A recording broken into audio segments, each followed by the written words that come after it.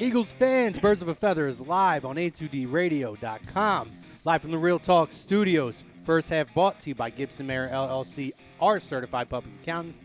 Make them yours, GibsonMayer.com. Our Scanzano Sports poll question this week. Ginger Jesus is back, guys. He's back. I have the biggest football wood that you could possibly imagine. I can't even imagine how this table is not being pushed someone else forward more right now. important is back, and that is the bro. Oh, I don't know if I'm more important. I might just shut that down. It's me. I appreciate it. Shut that shit down. Yeah, shutting that down. But we're happy to have you back, buddy. Welcome back. Good to be here. Scanzano Sports poll question of the evening. How long will it take for Carson Wentz to shake off the rust and get back to his 2017 form? Next season, late in the regular season, mid-season, immediately. We're going to talk Carson Wentz. We're going to recap Week 2. Tough game this week, obviously. We're going to preview Eagles-Colts and, of course, no Huddle, which I believe we're going to have quite a few topics. There's been a lot going on. A lot of stuff. And really, I'm sure we're going to touch on some of the happenings in the NFL this week. Obviously, the Josh Gordon trade, some other things. We have kickers moving around all over the place. It's been a crazy week and a lot to talk about. So you got Chrome, we got Chucks. As we said, Mr. Brodo here on the ones and twos. And, of course, we have the fam joining us on Instagram, Periscope, Facebook, YouTube. Looking forward to talking to you guys. We're happy to be back. And it's a new day, guys. It is a new day. For all my wrestling fans out there, it's a new day. Yes, it is. Absolutely. Carson Wentz is back this week. It's official. He has been cleared. Nick Foles will now slide to the side. Thank you, Nick, for everything you've done as a starter. Hopefully, we don't have to see you start another game. That's no disrespect. It's just this is Carson Wentz's team. This is the team that we are ready to see now take off. We want Carson. Yeah. and obviously, hey, in other Eagles news, we worked out somebody today. To me, it's pretty much inevitable, so I'm already preparing myself. I got my Jordan Matthews, dropped him his prime shirt on. We're going to talk about that. Some other rumors that we heard. John Clark tweeted out that the Eagles are planning to bring in Jeremy Maclin. Now he's hurting. Clearly, it was. I believe they said his leg is hurting him right now. So it may not be till next week or the following week. It's open ended, but there is a plan to bring him in and give him a chance to work out. So we'll talk about all that. But guys, Carson Wentz is back this week. Carson Wentz is back. We've been waiting 9 months in the making, just over. And Ginger Jesus is back and ready to take the helm. Thank you, Lord. I'm gonna kick off the poll question. I'm gonna be somewhere in the middle of immediately and mid-season. I don't think it's gonna take that long. I think it's optimistic to expect him to step right in and essentially, without missing a step, be able to come right in. But I think Carson is a gamer. I think Carson is. We know how good he is with preparation, and he's a physical specimen. I'm thinking maybe 2 or 3 games realistically. By the third, maybe fourth game, it'll be like Carson's never missed a step. But that's where I'm at with it. Chucks? I'm going to agree with you. I say about 2 or 3 games. So in between immediately and midseason, I think that he can't. I don't expect him to come right away and be the same guy. I think that's kind of a little bit unrealistic. I think he's going to be playing well, but to say that he'll be at the level that he was last year when he was an MVP favorite in the league, that's saying a lot. Mm-hmm. It's gonna take a couple games, but I do think that 2-3 games in, he's gonna start to get back to that form. I think it's gonna be very interesting that Doug Peterson already said he's not holding anything back. He's not gonna play conservative with the play calling. He's gonna call it just as it is, and as he always is. And I would expect that. I think that's the right move, because if you play conservative, what you're telling me is that he is not ready. Right. You're telling me that Wentz is not 100%, or that you don't have confidence in his ability yet fully to trust him with a full game plan. Right. I don't want to hear that. I don't want that to be the case. If you're bringing him back, I need confidence that he is ready to go 100%. And by Doug just clearing that up, I think that is a go from the team saying we have no reservations. He's good to go. So I am all for it. Anyone that's saying it's too soon, you need to shut up because you gotta trust the doctors. You gotta trust the team because there's no way Doug Peterson, Harry Roseman, or the doctors would risk our franchise QB for the next 10 to 15 years for only a few games. Yeah, they wouldn't do that. I mean, and again, you kind of hit the nail on the head. Clearly, the confidence is behind this guy that he's ready to go out. Hey, you're right. You're not going to send a message to the city or to your opponents that we're throwing this guy out and he's not 100%.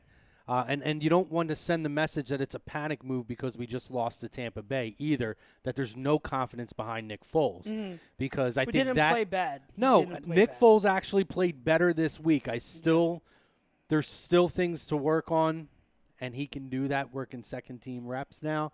But clearly you don't want to send that message that this is a panic move or that there's reservations that Carson is 100% and ready to go. Clearly, they've been around this guy. They know how healthy he is. They have trust in their team doctors that he's ready to hit the ground and start running. Ryan? For me, and it's a great question because it has a lot of layers to it. It's kind of complicated because, the question could be asking, when is he going to be back to full-fledged form and, he's going to be fully comfortable. That we really can't know by all means. I judge it based off of when's the first time we're going to see one of those all-time highlight-type games that we saw pretty much all last season when he was on the field. Mm-hmm. For me, when I look at the schedule, okay, because I think the schedule, especially over the next handful of weeks, has a lot to do with it. Sure. I don't expect it this week, first off, because it's the first time he's getting his feet wet. He's going into a less than stellar offense. We'll talk about that, obviously, throughout the entire show. So this week, absolutely not. So immediately, I think, goes out the door. Next week, on the road, that's the earliest I think this could happen, just because I think a lot of this has to do with when his offense starts to come back and get comfortable. Obviously, Alshon, if they make any more improvements on the wide receivers, obviously, the health of Jay Ajayi when you talk about running backs taking pressure off of him, Jason Peters, the health of that. There's a lot of layers to it. Sure. So I look at that. If it's not the Titans game next week, it's most certainly not the Vikings game. I think that's going to be a huge hurdle for him, and I'm actually that's a game I'm not looking forward to. Yeah, I agree. So we have 3 weeks to kind of get to that point. It's one of those games I might be holding my breath a little bit every time that defense gets a little penetration through the offensive line. I know, you're going to every time he gets tackled, you're going to be praying. So with that being said, the game I'm looking at, and this people at home are going to think, oh, well, that's a lot of games to this point. We're going to see bad side of Carson Wentz. No, I'm saying one of those all-time games where it's absolute dominations. I'm looking at, October the 11th, Thursday Night Football against the Giants. Sure. That's what I'm looking at because by that point you would assume, okay, you're 4 games in, you go over the mental hurdles and physical hurdles because he's going to have to go through that for the first 2 weeks. Mm-hmm. And by that point, you would assume and pray and hope to God that your offense is much healthier by that point. Right. So that's the game I'm looking at, but by no means would I be surprised to see major signs this week. I am actually expecting that this week. We're going to see signs and peaks of it, but on a consistent 4-quarter level, I really wouldn't be shocked until we don't see it until, against the Giants, which is fine. Yeah, no, and I agree with that. I'm looking at it more of, I don't think Carson's going to come in and look like a lost puppy dog who has no idea where he is. No. I think Carson's going to come in. I think he's going to have rust. He's going to have to kind of get used to being in a live game action at the pace of the game.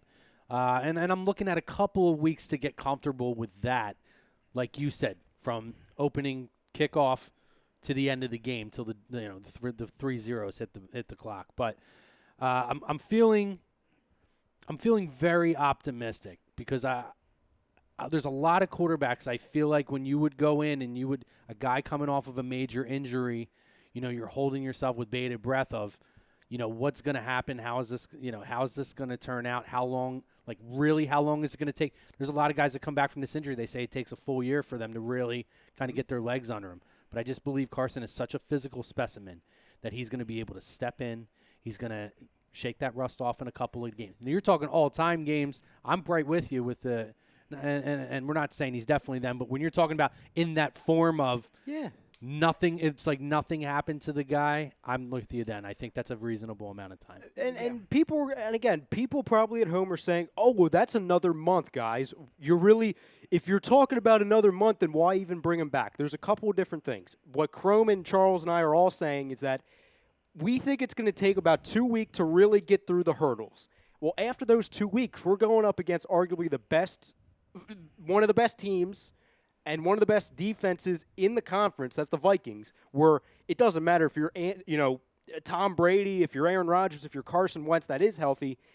Right now, you can't move the ball in that team no matter who you have. Yeah. So we can't expect before we even see what he does through 1 week, oh, yeah, Carson's going to have a major game against the Vikings. Like, we just can't really say that. Right. So that puts 3 weeks out of the equation.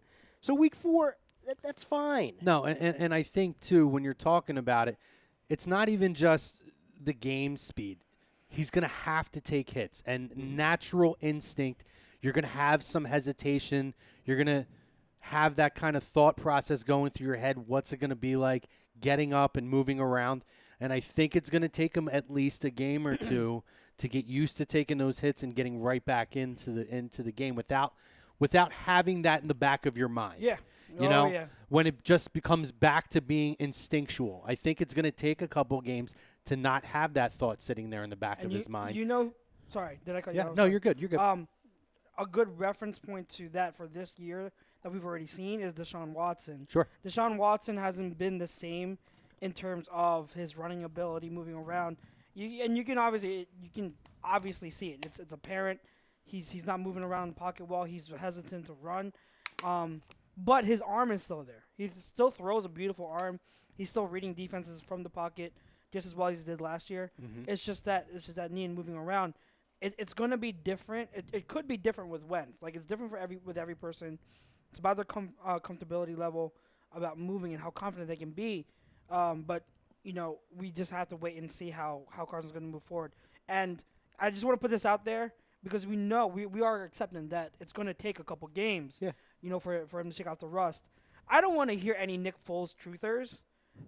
If Carson Wentz does start struggling, I don't want to hear any Nick Foles truthers go out there and say, like, see, he's not ready, put Foles back in. Because that's going to happen. And I just want to put it out there now that you got to be patient. I don't care if he looks rusty.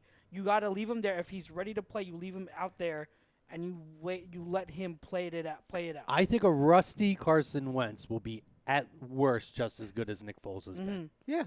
Which will give you a chance to win the game, and the defense needs to step up and play at the level that they can. Yes. This week they did not. We talked about it off the air.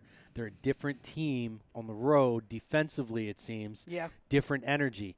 They need to figure it out when they're on the road, how to play at that level, and Jim Schwartz needs to get that team motivated and going. So I was talking to a few people on Facebook this morning on our Carson Wentz Forrest Gump post, and that was great, by the way. It was fun. That was spectacular.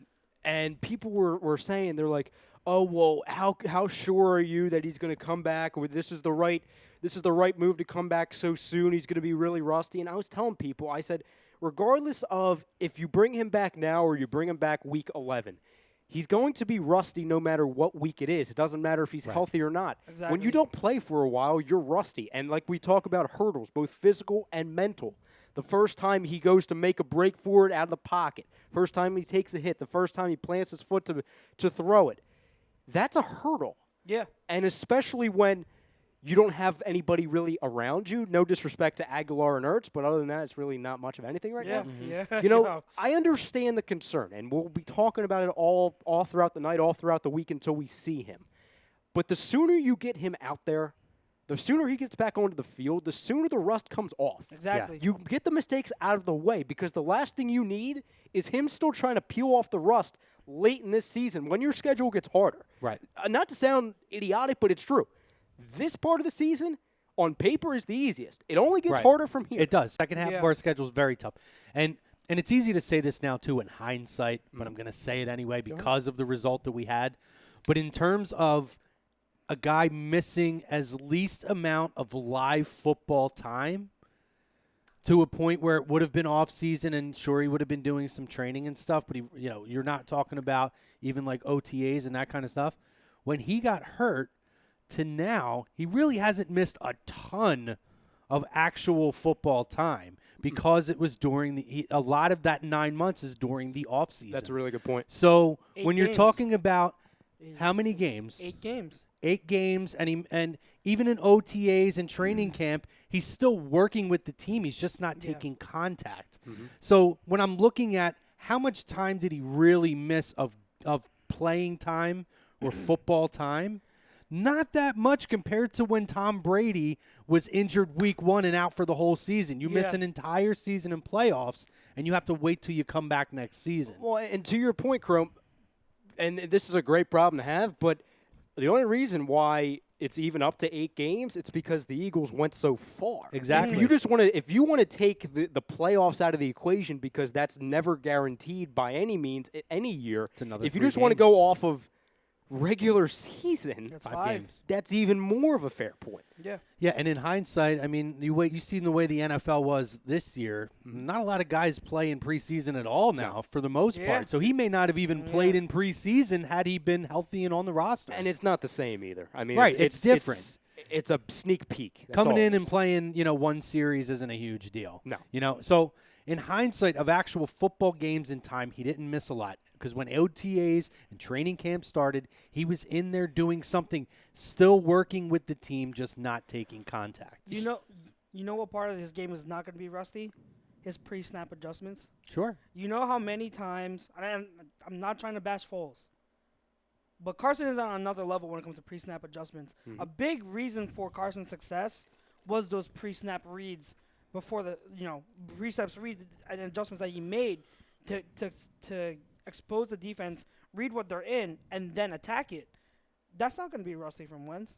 Wentz is going to Wentz. You know Wentz has been studying film just as much as he always has. Carson was in his cast last year, one of the first guys there, in with the team, studying film, getting everybody pepped up. We've seen that video, in the before the Super Bowl, the NFC Championship. Yeah, I can't him remember. walking in, Oh, yeah. Him right in with everybody, getting everybody pumped up and ready to go. Yep. He's been studying film. He's been doing a lot of the same routine stuff, just not taking any contact.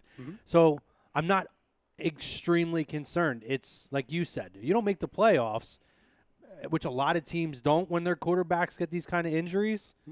You're looking at missing 5 games, but instead it's 8 because we won the Super Bowl. Yeah. And again, that's why I said in hindsight, not so bad because we know the result and we did have more games tacked onto that. Let's get to the fam. You got Facebook up, 20 right? minutes. Because you're Yeah, going to have to I got it. read Yeah, some of those yeah. comments for me. Tom says, what's up, boys? Immediately, let's go. Please, read Mr. Vespi, who starts it with, hey, yo. Hey, I got to yo. do it because you don't know how to do I the don't know Razor how to do it. Ramon. Hey, yo. Good. Sorry to bother you at work. Carson Wentz is the second coming. He might shake off some of the rust, but he'll be good. And Dion? What's up, Dion? What's up, Dion? Where's Dion? I didn't see his. Down a little further. Down a little What's going further. on, fellas? Don't think it'll take long for Carson. Oh yeah, I don't think it will take long. It'll take Carson long to get his legs under There him. you go. He's an all-out baller. We will see some rust not being hit since December. Yes, but he'll be overcome it as the weeks go on. Do you want to read more? Yeah. I saw something breaking news. I don't know if it's legit, though. Michael D'Andrea, they got a tough stretch coming up, so better get him playing now, exactly to the point that Ryan just said.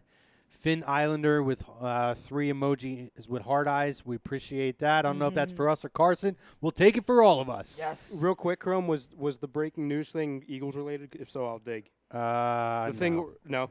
Okay. No. Barbara Maddox, he's ready. Kyle Meager says mid-season. Tommy Krupa, in Foles we trust. A Wentzing we will go. Mike Royal, will they sign Matthews? I believe that they will sign Jordan Matthews, barring any unforeseen thing that comes up in his physical. But I would imagine, and listen, I know we made the joke, and I had said to somebody earlier, the reason I called him Optimus Prime, my buddy made a comment to me earlier and said, I wish that, talking about Calvin Johnson, I wish Calvin was still Megatron. Instead, we have to settle for Optimus Prime. I thought it was a great line. But he's a guy who is familiar with this offense. He had good years with this team. He had one of his better years with Carson Wentz, regardless of the drop balls in 2016. He just makes the most sense for what's available out there. I know we're hearing Dez Bryant. I'm sure as I read through, I'm going to hear more Dez Bryant. I wouldn't be opposed to looking into that, but Dez wants money. And I'm not giving Dez $3 million or $4 million, let alone the $5 million he's already turned down from Cleveland. Yeah. You know, unless Dez is willing to sign for like $1 million, $1.5 million, Yeah. I'm not even looking in his direction. We don't even know if he's a fit for this offense. I mean, we would have to be really, really desperate, I think, at this point. I just think Jordan Matthews makes the most sense. And, again, we touched on Macklin as well. Can I be honest with you, Crump? Because over the last week, since last Wednesday, I've completely taken a mental shift on the Dez Bryant thing, mostly because we kind of had to, because obviously the loss of our receivers, especially, in this game. But I want Dez Bryant at this point, okay? Just because he's better than what we have, and obviously, Dez Bryant can still play. I think definitely not like he was, but I think he can add to this offense. Here's the issue, okay? And people getting upset. And listen, I'm just assuming at this point. I think this is a Dez Bryant issue. I think the reason, because I was talking to Tom earlier, and I said, isn't it strange? Forget about the Eagles for a second. You don't hear about Dez Bryant with any team. Nothing. Aside from the contract he turned down from the Browns. I think you're making the same point I made earlier. Go ahead. So I think it's him holding out. I think he is, I don't know, I'm not saying he's being picky, but he's waiting for the perfect situation, whether it's he's waiting for another Patriots receiver to go down or for Josh Gordon to flounder or whatever. I think he's trying to go to certain teams on his list that he wants to go to, and I think he won't accept anything less than a certain price point. Well, yeah, and to piggyback off of that, I also do believe he is waiting to see the playoff picture start to unfold to have a chance. And if that's what he wants to take the money out. If it's not about the money and he just wants to wait to have an opportunity to truly compete for a playoff team and win, pick. Sure, yeah. I'm fine with that. That's his prerogative to do so. And if a team is willing to bring him in at that, absolutely, he should. That's his right as a free agent to do that. If it becomes about money, that's a different thing then. Because now you're talking about there's teams out there who are willing to offer you a job, and you're saying no because you're not getting paid, number 2 wide receiver money at this point or 3. There's a reason why teams aren't pining to throw money at you. So my only point is for everybody, and I agree. I understand the outrage. I agree the outrage of why no Dez Bryant, why have we not heard anything. I'm right there with you. I don't disagree, but we just have to remember there are two sides that have to sign on the dotted line. Yeah. So Absolutely. we have to remember that. Also breaking news, which I accidentally – no, you don't need to do that. Okay. Which I accidentally found out while you were talking. I tapped on one of those read mores, and Facebook is back to doing what it used to do. I can read the comments now. Yeah, that doesn't need the breaking news sounder. That doesn't need that. No, that's my own personal breaking news. Yeah. Ralphie says, yo, what's up, Ralphie D? Greg says, if he's breathing, he's better than Nicky One Glove. Dion says, we won't know what this team is until at least week 5 or 6. Yep. Tom chimes back in, kid's a pimp. He might throw for 300 Sunday. Ralph responds, Tommy, let's go to the game. Tommy never goes to the game. Tom agrees. You can see when they're replying to people on here now, too. One of the comments says replying to Ralph. Interesting. Very nice, Facebook. I agree. Thank you for coming around. They went from the worst thing ever to something actually good. Good. He said, but Tom says, I agree with Dion. He says to Ralphie, once I find out my schedule, I might be in for Sunday. Tom says, Chrome, that hat makes you look like an older, it makes me look older than Mataraki. Screw you. Oh, Jesus. Ralph says, I pray for Wentz. Mike Royal says, Dez or Jordan Matthews. For me, it's Jordan Matthews right now. And honestly, it is. I don't know what we're going to get with Dez. At least we know what we're going to get with Matthews. And really, let's be honest, he's more of a stopgap at this point. If Dez comes in, Dez is going to expect, regardless of who comes back, to be somewhat of a focal point of this offense. I'm worried long-term about the ego that he is going to have when the guys who are on this team and part of this core are ready to step back into their roles because he needs to learn how to take a back seat, and he's never proven before that he can do that. That's exactly my reservation about Dez. I agree with you about the money thing, and he's waiting out for the right opportunity. At the same time, I've always had reservations about Dez because of that. He is easily the most talented wide receiver. Okay, I don't want to say easily, not easily, but he is the most talented wide receiver available in free agency. That's including Corey Coleman or whatnot. He's the most talented one there. But the thing is, he wants to be the guy. When he doesn't get the ball, he cries, he yells, he complains. That's the thing. Like with Dez, he's not. Once Alshon comes back, once all these other weapons get healthy, Mac Hollins might come back midseason. He might, he's put on IR, but I believe he was put on there for the boomerang where he can come back. When Sheldon Gibson is 100%, he's not 100%. His knee's banged up. Which Paulie, we miss you. Paulie did tell us earlier today that Gibson's banged up, which I didn't know, which explains a lot. Once all these weapons get back healthy, Sproles too, you're not like. Dez isn't going to be like that main guy. No.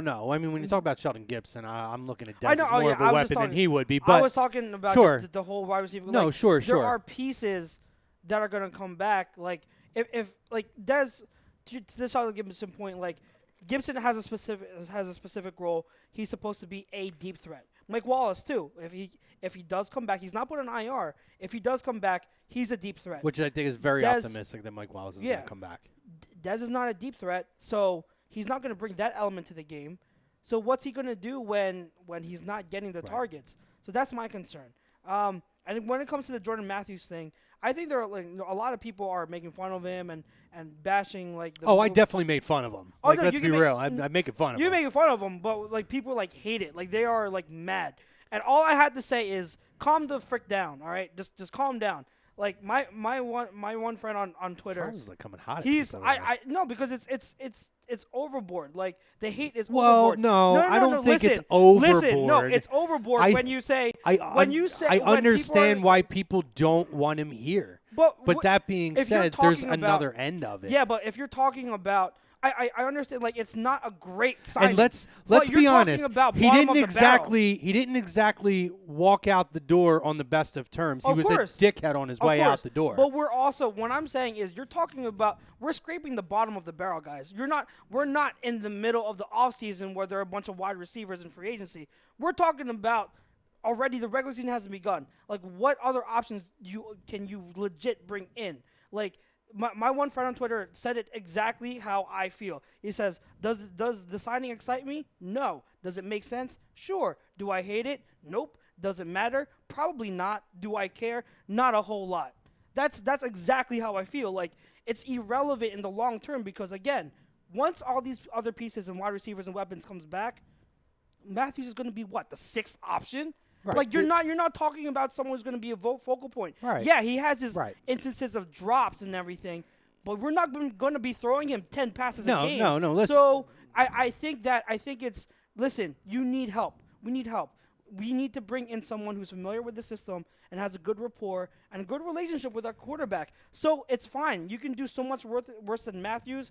I think you can make fun of him all you want, but to get angry over the signing and be like, this is bull crap and everything, I think that's overboard. But Charles, that's their right. If they don't like the guy, if they didn't like what they saw before, and if they didn't like the way he exited out the door, which I didn't care for, that's their right to not like the guy and hate the move and not want him here.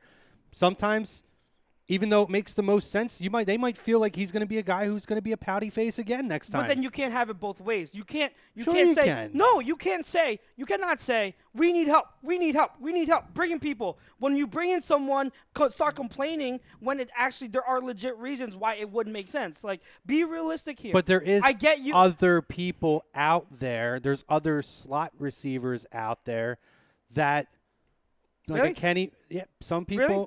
Some people might like Kenny Britt. Kenny Britt, really? I'm just saying some people might like him. He's had success in the league, more success than Jordan Matthews ever did. What familiarity with our system? But he the doesn't point, play but in the our system. point, He's never had any experience in our system. You don't have to agree with it, though. People have seen him here. Yeah, he's been okay, but he's also cost us games and cost us opportunities. So people have a right to have reservations or hate him coming in and say, I would rather take about reservations. And I'd rather take my chances on another player I think it's laughable and see if you he's a hate fit. it. There's nothing wrong with that. that. No, I think it's overboard if you are on so much, you hate the move so much where you're trying to have it both ways. But people are allowed to hate a move. And I'm allowed to hate it. their opinion. And I'm allowed to say it's stupid. You cannot have it both ways. You cannot complain that our wide receiver core is horrible and then we bring in someone who has who's familiar and then complain. No, you can't have it both ways. Yes, that's idiotic. That's idiotic. Shame I'm on sorry. you. Damn it, Charles. Damn it. Because the one thing you can't bring up the fact that Alshon's coming back, this guy's coming back. No, we can't bring up that he's going to be the sixth wide receiver in 6 weeks. That's not why we make the signing. We need help now. Yeah, the fact that he is our number 2 wide receiver right now and our outside wide receiver option, that's an effing problem. Well, that's an effing problem, Charles. Aguilar is going to be the outside option. Are we sure? Yes. I would imagine he's going to be the slot receiver. Great. We're moving him to the outside. We're moving him to the outside for Jordan friggin' Matthews. Well, you have no choice. I understand that. I'm not happy about it. Jordan Matthews is the most skilled player. I'm sorry. Aguilar is the most skilled player to play the outside, particularly right now. I mean, I will say this, and Charles is right about this. Aguilar has the skills to play the outside regardless. Yes, that I agree with. He played about half or maybe a little bit more than half of the snaps against the Bucs on the outside. Yes, this is my main point. We cannot bring up in your message to the fans about not getting outraged over this minute signing if they do it. You can't tell people, well, he's going to be the 6th wide receiver in 6 weeks, because that's not the point. Our point is getting from point A to point B. Point A being this week against the Colts, trying to give Wentz as many options as possible. That's fine. But who else are you going to bring in right now is my point. Des freaking Bryant. You give up a 4th-round pick for Josh Gordon. You just said it's also on Des Bryant. So if it's also on Des Bryant and he doesn't want to sign here right now, what choice do we have? Like, it's idiotic to me if you want to – you're so desperate. You're crying all week that we need wide receivers. We bring one in that has familiarity with the team, and you're going to bitch and complain. Whoa. Like, you can have reservations. You can be like, I don't really like it. But to go to the point where you're absolutely outraged and you absolutely hate it with disgust. No, nobody's outraged in here. No, yes, they are. Who's outraged in here? Not here. Oh, okay. I've been reading stuff for 6 hours, and I haven't seen any outrage. I've seen people I've seen outrage. Have you been on Twitter? I've seen outrage. I've been doing nothing but reading Twitter. Outrage. I've been sending you guys screenshots of Twitter all fucking day. Of course I've been on Twitter. I see a couple of idiots who make comments, but for the most part, I think people think it's hilarious that, of course, it's Jordan Matthews is who we turn to. It is funny. It is funny. I'm not going to get worked up and send a message to the fan base about a couple of idiots when the majority of them I have my right to get worked up. When the majority of them... Don't I have a right to an opinion? I have a right to... When the majority of them... It's underwhelmed. Just kind of... And you know what? Me and you have the same opinion. Do I like it? Not really. Do I hate it? No. I think it makes sense. It's underwhelming. Exactly. But it's underwhelming. Yeah, it's doesn't like fix anything. That's been the mass majority of what I've seen. A couple of idiots don't fray me or make me look at a fan base. We could all absolutely hate something and people love it and we think they're idiots for it. But I'm not going to get worked up over the 1 or 2 people if it doesn't make sense. I always get worked up over 1 or 2 people. You always do. I always do. So and I don't. don't. This is a surprise. If it's just 1 or 2 people saying an idiot comment, I'm gonna get worked up. You know me. You're going in that Real Talk group too much, Charles. What Real Talk group? I'm not talking about the Real Talk group. No, I think you will. I'm talking about Twitter. I just said I'm talking about Twitter. All right. Well, he's on Twitter too. The people are on Twitter too. Let's reel it back in now. We had the Des Bryant comments. Mike Rule says, I just want to see what Des would do against Dallas. Tom predicts 28-10 on Sunday. Michael Dandria, this was the breaking news. I knew it was a joke. That's why I didn't say anything. But he said Gordon fails a drug test. Said he smoked a celebratory blunt because he was glad to get the F out of Cleveland. Oh, there you go. Greg says we're not already desperate at wide receiver ? Yeah, we just addressed that. Ralph said he's basically saying that Dez is too busy dancing in Dallas. Right next to Jerry. Greg's asking me why we're defending Jordan Matthews. Dion says, why am I defending Jordan Matthews? Dion asks, what's the damn deal with Jason Peters? I haven't heard anything about his injury. What's up with that, guys? Like I said on last night's show, great player, but appears to be it appears to me that he's on and off the field all season. He'll be on and off the field all season. He tweaked a leg muscle. If you see on that one run that Ajayi had in the first quarter at the beginning of the game, he someone knocked into his leg and he tweaked it, and he tried to come back several times, but it wasn't agreeing with him. So that's why he stayed out the rest of the game. But it's nothing serious. He should be fine for next week. See, I have a bad feeling he's not playing this. Talking about Sunday. Jason Peters? Yeah. Hey. I just heard that it's not that serious. Well, listen, let's just start firing up for the next GOAT of the offensive line, Jordan Mailata. Let's get it ready for my him. bold prediction was that he was going to be active this Sunday. Mailata? Yeah. Mailata. To answer Deion's question, this is now Jason Peters. It's going to be all season. Yeah. He's going to be questionable every game. They're going to have to figure out ways, as they did last year with rotationally, to keep him on the field. Mm-hmm. And I think we kind of expected that coming into the year anyway. He did that 3 years ago.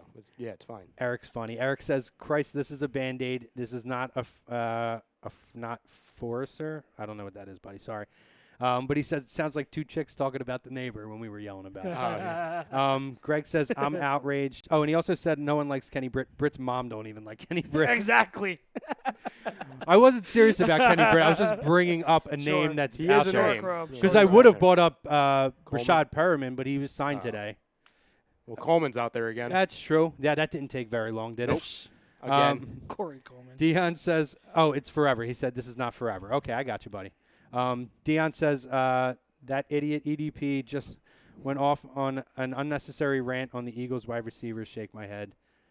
He's such a lame. He's so lame. Shake my head. Yeah. And Eric says you're welcome. Appreciate it, brother. Yeah. What do you got over on the YouTube? We got a bunch. Okay, so Rosca again reclaimed his title as the first commenter, saying I'm ready for Rams 3-0 and Chargers 2-1. All right, we'll see. see. Wait, hold on. I never asked this question. Is he allowed to have two teams? I mean, I like the Dolphins, but I'm not. I don't say I'm a hardcore Dolphins fan. Like I grew up a Marino guy. Yeah. I'd like to see them do well, but I'm not like, yeah, Dolphins 2-0. Although I kind of am because they are in first place in the division 2 games into the year. Yes, they are.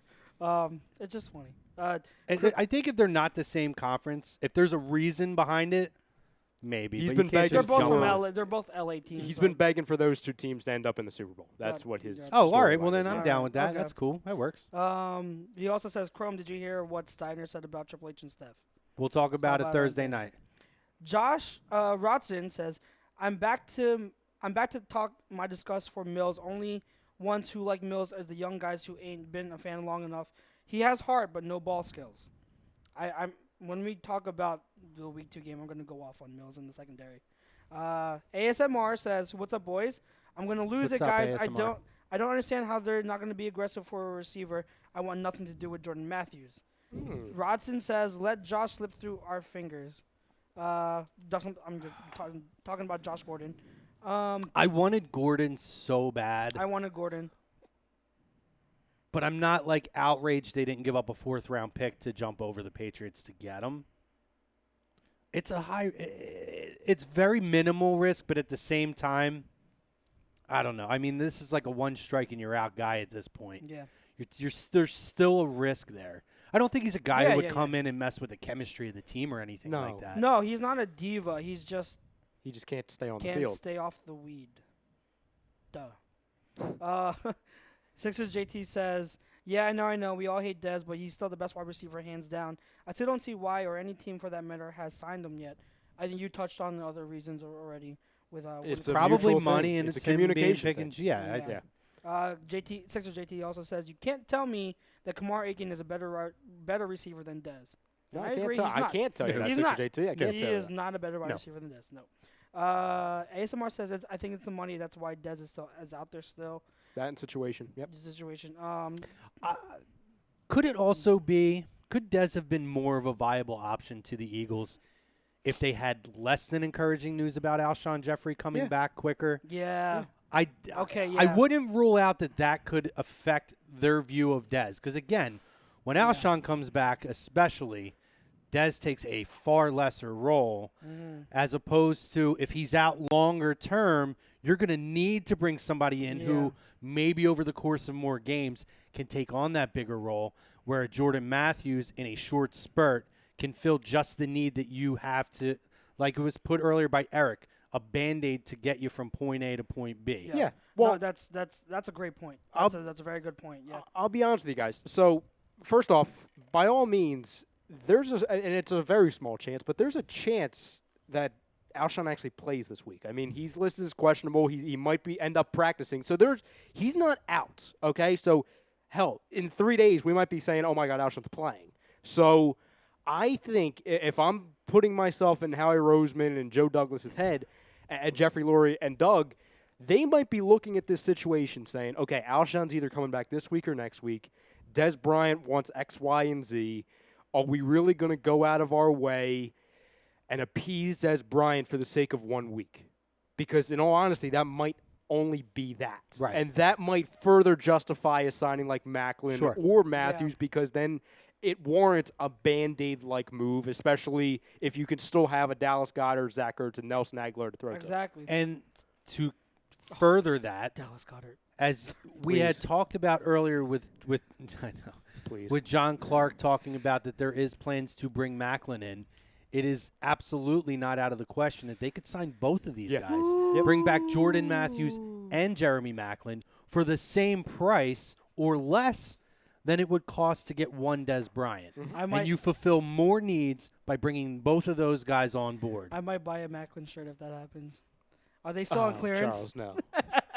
I always debated. They've been off of clearance. They've been off of clearance for probably 3 years now. I can find one on eBay. Come on, I can find one on eBay. Yeah, in the corner of eBay. Hey, don't trash Macklin. Well, I'm not trashing them. Don't trash Just Macklin. the jerseys.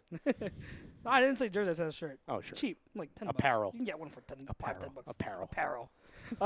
Officially licensed Sixers apparel. Sixers JT says, well, Dez needs to stop being a diva and sign with the team. It's either money or nothing. He should stop worrying about how much because it's still better than nothing. Jordan Matthews isn't a bad fit. He knows the system has chemistry with Wentz. He's not our number one option either, so I don't see the problem. Thank you, Sixers JT. That's what I say. But Pootie Dez Tang is says, a free agent. It is his right as a free agent to sign when he wants, where he wants. Business. So it's not about being a diva. It's now he's in a position that he can pick and choose where he wants to go with teams that are interested, and he has the opportunity to wait it out to see if he has a clear playoff picture with a place that might fit him. Yeah. And maybe they'll pay him something that he'll be happy with. Yeah. If it's about just the money, I'm totally with you. It's time to let the money go and go play somewhere and understand what your value is. I'm kind of with Brodo, though. I don't think it's just about that. I think that he wants to pick a playoff spot. And I read before the season started, it was put out there and reported that he didn't expect to sign the first few weeks. He was going to wait it out and see what opportunities opened up. Injuries happen to teams who need to fill needs similar to us, who are playoff contenders. It doesn't mean he's going to jump at the first one that goes out there. He has the ability to wait it out, and that's his right. Yeah. Who am I to tell him you should be signed with somebody right now? I'm nobody to tell him that. I've been saying this for weeks. I still think there's a very good shot he ends up on the Patriots in a couple weeks. Oh, God. I'm just saying, I really think there's a good shot. Oh, my God. If Josh Gordon gets suspended and then boom, now we got to bring him back. Well, it's not just him because I know it could be anybody. Any of these wide receivers, because with that culture, if something's not working, they're not going to wait for you. They're going to move on. Yep. And after a while, when Des Bryant's sitting there like, hey, how are you? Hey, Bill. Yep. ASMR says, call Miami about Parker, call Arizona about Fitz, call Cincy about A.J. Green, not happening, and give them any pick they want. You trade for A.J. Green, you'll have Green and Jeffrey for a couple years at least. That's not happening. There's no way Cincinnati's getting rid of A.J. Green. I teased my one friend about it. I did say, can you imagine? It's never going to happen because Fitz doesn't want to leave. But can you imagine if we could trade for Fitz? That would be a logical name out there in the trade market. And if they're that bad at the trade deadline, I wouldn't put it past them to move them. But it's up to Fitz. That's the thing. But I wouldn't I feel like he's the type of guy at this point, if they're that far behind the curve at this point in their development, to be a guy who would not only want to give himself a chance to win, but put that organization in a better position by gaining an asset back for him. I get it, and I agree that makes sense, and that's what you would want for him too, because he's one of the best guys in the past generation to ever play. Like he's like, and I'm talking about like character too. He's an amazing guy, but I've just seen so many times he's said in the past, I want to be a Cardinal for life. I want to end my career as a Cardinal. So I don't have confidence that he'll ever be okay with being traded or leaving Arizona. I was talking to Tom yesterday morning, and we were talking about these sort of things, and we were talking about like option C, kind of like in 2 to 3 weeks if the wide receivers are still not, it's not really working out. I named 2 guys. I said Fitzgerald, and I actually think, I'm not in Fitzgerald's head, but just situationally, if they do go 0-4, which I think is a very good chance of that happening, I think part of Fitzgerald, I think he would like to play for a winner. And if that's just a dumpster fire over there, which it is, it's going to be all season in Arizona. I think that's a perfect situation where Fitzgerald, and not only him, but the Cardinals see that's a situation where it works well for both parties, because the Cardinals can get some draft picks or a player or whatever, and that they can replenish and start the ball rolling to kind of build for next season and the following seasons. And Fitzgerald can go over and play for a team that's not a dumpster fire, that he can maybe get a ring or play longer than freaking December. I know we talk about in sports how we love to see guys kind of start and finish in one uniform, but I feel like with the NFL especially, it's only an inevitability. There's not many guys really unless outside of the quarterback position that stay in play, or some of the key defensive positions that stay in play their entire career. Hell, even go back to the Dallas Cowboys and Emmitt Smith. Yep. Emmitt Smith got moved to Arizona because his time was up there. He still had a little bit in the tank, and they were able to gain an asset. Joe Montana is another name. But when you're talking about the skill positions on the offense, not a lot of them end up finishing their career. Unless he still has something in the tank. Unless he just says, I'm done after this season, because I don't think they foresaw how bad it was going to be this year. And it's looking real clear this is going to be an all-year uphill battle for them. He may see it, and they may see it and say, listen, you're a legend with this organization. This is a chance for us to give you a chance to go win somewhere, and you to do us a favor by letting us get an asset back. And I hope you're right. I really hope if there's you're right. any wide receiver in the game of football that I believe deserves a chance to at least compete in a Super Bowl, it's Larry Fitzgerald. The guy has been a model class act in the league since the day he stepped into 100%. I'll give you my second name, and this is more of a wild card. No one's actually said this. I believe Kelvin Benjamin is a move. Fuck that. You don't want Kelvin Benjamin? Fuck Calvin. No, fuck that. I don't want him. I thought about it. Nope. I don't know that I would be opposed to it, but I wouldn't give up much, if anything, to get him. No. Why are you so He against hates it? Kelvin I don't Benjamin. like it. I think he's overrated. Didn't we go over this when I we don't did know. wide receivers? He's the most overrated, to me, the most overrated wide receiver in the league. I thought he was pretty good with Carolina, though. And, when you go to Buffalo, we've seen what happens to guys when they go to Buffalo. But even when he was in his last season in Carolina, he was atrocious. Well, that was also Cam Newton's atrocious season, though. He wasn't really playing with. So he's throwing the ball. ball. Big deal. Who's throwing the ball? Charles. Yeah, but Cam Newton is still a legit quarterback. Yeah, an atrocious Cam Newton. But when the guy who's leading the offense is having potentially his worst year of his career, the Panthers, tough, man. The Panthers went farther without Kelvin Benjamin than they did with. Their offense, if you look at the statistics and the efficiencies, they were a much better run offense without Kelvin Benjamin than they were with. That's saying something for Kelvin Benjamin. I'm looking at Kelvin Benjamin as if they bring him in again. It's another role player on the wide receiver core. It's a red zone I'm not right, and we can't have enough of those kind of guys. I will amend and say this: if it gets that desperate where Alshon cannot come back, and it doesn't cost much, sure. This is what I'm saying. Option C. This is where if Wallace is gone and Alshon's still hurt, that's what I'm saying. Give me him as option F. Sure. And if Mac Hollins is still struggling to come back and get on the football field, there's still a lot of question marks, and you got to fill those holes at some point.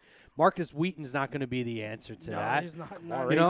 Kamar Aiken as a 5th or 6th option, whatever. I'm not opposed to it, I guess. But not as our WR2 right now. Like, that's a major problem. Oh, my God. Yeah, that is a real problem. Let's see. What else? We're almost out on time, so let me breeze through these. Todd Romick says, Philly Daily, guys. I'm good. Got power back last night. I know, right? Dear Lord. Thought it was 8:30. F. Deem says, Matthews is a slot guy. We have that in Nelson. We already addressed that. Nelson can play on the outside, and he has been. Putty Tang says, how about Elton Brandhire, which we will get into later. No Huddle segment on YouTube. F. Deems, again, says, Wentz will be rusty, but a couple of weeks will get him in rhythm. The playbook is wide open again. Now Doug just has to call plays as is. Todd Romick says, exactly, Dez costs too much. Deem says, Foles was good, but he is limited. You see Kyle's video about Howie. LOL, I didn't see Kyle's. No, I didn't see that video.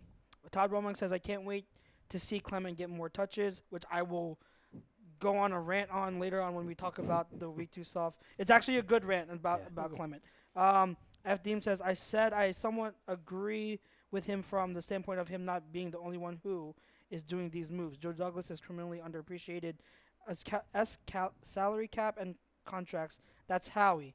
Player personnel in the draft is Joe. I don't hate the guy, but his fit is in the slot. Again, he's going to be the best by default besides Nelson. Again, Todd Romick says, would you take a wide receiver in free agency or trade for a wide receiver and who? We've already been talking about options. ASMR says we need to trade a proven decent veteran, not Jordan Matthews. Aiken, Coleman, Wheaton need to suck it up and give up a lot. Putty Tang says, would you trade 2 firsts for AB? Yes. Yeah. Yep. Yeah, in agreement. ASMR says, I would trade 3 firsts for AB. I would think about it. I would trade 3 and Matt Collins. Yeah. Seriously. For AB? Go ahead, because there's a lot on here. I'll touch on them. We have them in the second half. Yeah, go ahead. I don't have a ton on here. Greg says, yawn, that's like making Elton Brand GM of the Sixers. Oh, wait, I think he's talking about bringing Jordan Matthews back. He says, Dion says, I'm sorry, Dion.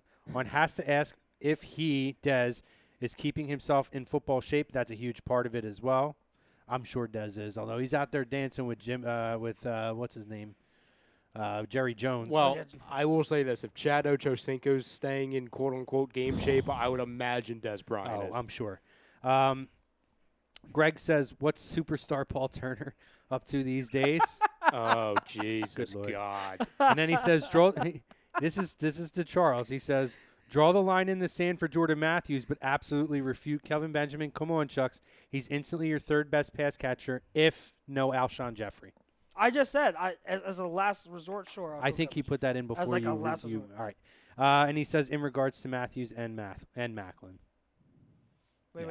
What about? Oh, whatever. Let's go Ocho. And he says, let's go Ocho. Let's go Ocho. I'd be done. Work him out. Yep. Oh, by the way, Sixers JT did say, before we get on break, he says, I have seen outrage about getting Jordan Matthews, and Charles, I honestly agree. I haven't seen it. You're on the same forum. Yes. Someone backs me up. So there's 2 Thank of you, God. us. 2 on 2. 2 people saw outrage. Are you 2 sure on you 2. just weren't tweeting at each other crazy. back and forth? I am not crazy. I think they were just tweeting each other. I'm not making it up. They're angry I'm not tweeting making each other. It up. They're in a group chat. Lay off. They're in a group Lay chat. off. It's their burner accounts. Lay off. I'm about to pop my collar. Oh, God. No. We got to do what a good GM does and keep the collar inside. Inside the jacket. Did you see that tweet, by the way? No. Charles showed it to me. Somebody on the hiring of Elton Brand, somebody took a picture of him from a distance, and then it zoomed in on the collar, and it just left it as that. Like, that's how you know that's a winning GM right there. That's a sign. So good. That is the sign. So we got about 4 minutes left on Facebook before we end YouTube. 4 minutes left on Facebook, Periscope, and Instagram. I'll ask you this question, and the people at home as well. Yeah, okay? do that, and then second half we'll do the recap of last week. We'll do the preview. We'll do No Huddle. We'll get into all that stuff. So just make sure you guys join us in the second half on YouTube. On the topic of Wentz, and when I was chatting up with people on Facebook this morning, they brought up, and I'm not to sound like weatherman, but the weather report for Sunday's game. It apparently supposed to be wet and sloppy. Rain. Is that a concern at all for you guys with Wentz coming back. I actually think it helps. I think it helps it because I think our main attack needs to be run first. I think a sloppy game like that is going to help it. Yeah, I mean, I might be a little hesitant at first just because planting your feet with wet grass and wet ground, you want to make sure the stability of the knee is good, but he's going to have the brace on. So it's not an over concern for me, but it's something that I would keep an eye on. If anything, it might actually be the best thing for him because he's going to be kind of forced to calm it down a little bit. And maybe as so, opposed yeah. to firm conditions where he can just go crazy with it. Yeah, sure. So it gives him another reason. And also, just based off of game matchup, playing a team that's from Indianapolis in a dome in the rain, that's gonna help us. Sure. Should at least. Yep. Oh yeah, the Colts aren't going to be. I already took the Eagles -6.5 against the Colts. Ooh. So I mean, you're talking about a Colts team, not the same away. I don't know if they stayed in the East Coast after the Redskins game, I would imagine or if they went did. back, but they're just not they're not the same team on grass outdoors, and our defense is just different at home. It is like Jekyll and Hyde, man, at home and away. So Second question before we head out of here, we go to break. Is there another name? And I know we're scrapping at the barrel. We're scrapping here. Is there another name out there? It doesn't even have to be in the league. Some people are going crazy, like way out of it. A wide receiver you would like to hear their name just come up. I mean, Calvin Johnson is a Yes. clear name for me. Oh, we're talking that crazy. But that would Oh, depend yeah. on- I mean, I've heard Terrell Owens. I mean, people are talking Yeah, about no, that's crazy talk. Tyrell and Ocho, as much as we love Ocho. No, I mean, realistically, Ocho Calvin would be Johnson fun, is not that far removed from the game. Mm. It would all depend on if he has the heart to play, which Yeah. I don't think it's there for him anymore. I yeah, think he he's got done. the case of the Barry Sanders. He would be a guy. I'd have to think about if there's any other candidates trade-wise, because you actually hit Fitz was the clear one. Benjamin was the outside one I was thinking of as well, which I knew would get his panties in a bunch. Yeah. So I would have to think about some other trade options. I mean, you got to look at teams that aren't getting off to the start that you expected. I'm going to throw an outside name, by the way, that Dez could sign with. Ooh. Totally clearly out, and you guys are probably going to think I'm crazy. I know where you're going. This is at you don't. This is at if they happen, because their defense looks very good, happen to maintain a consistency that they seem to be doing now. Miami. Yep. I think Okay. that Miami could be a fit for Dez if they're in the playoff picture. Mhm. I don't know that. Now, if he's looking for surefire title contenders, that's not going to be a landing spot. Yeah. But if he's just looking for a shot to get in the playoffs and be a difference maker, and they're that close to the Patriots or to a wild card, I think Miami, when you talk about the ambiance of playing in Miami and playing for that organization, and then, again, being a guy who could go to an offense that could use another playmaker, Dez fits right in with that them. team would overpay as well. And, exactly. I'll ask the people in the chat as well. While we're in break, put in the chat some guys, both free agent Yeah. and trade, that you guys would want. Of You course- know, oh, there you go. Of course, Greg says T.O. and Ocho. Let's go. Both of them. Ocho. I Both of was them, right gonna now. say, when you mentioned Ocho, I was That would saying be like fun. hey, it would be so much fun For a though. week, and then we yeah, would hate for a him. week. Like, it would be good in the It'd be presser, so and then much we'd be fun. like, oh, wait, this guy sucks. What are we doing? Good stuff, guys. Guys, if you joined us on Instagram, you joined us on Periscope and Facebook, you know we love the fam and we appreciate it. We hope that you'll click the link at the top of the page. Second half of the show, we cover week 2. We'll do our recap of the game. We'll preview next week against the Indianapolis Colts. We'll also do our No Huddle segment. We'll continue to talk wide receivers. We'll continue to talk Carson Wentz, and we'll talk about whatever you guys want to talk about. Jordan Fir- Matthews. Jordan Matthews. First half of the show was brought to you by Gibson Mayer LLC, our certified public accountants. Make them yours, gibsonmayer.com. Also our Skinzano Sports poll question, which, again, we'll continue to talk about on the other side. So, for now, we'll talk to you guys in a little bit.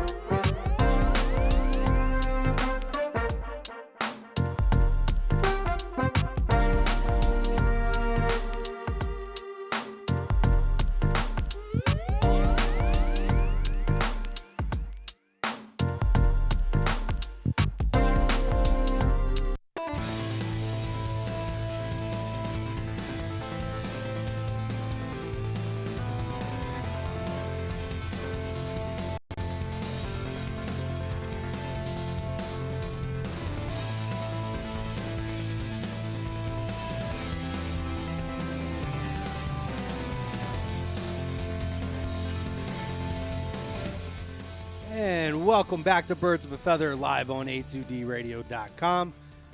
Live on YouTube. If you made the jump from Instagram and Periscope and Facebook, we appreciate it. We're continuing to talk Philadelphia Eagles.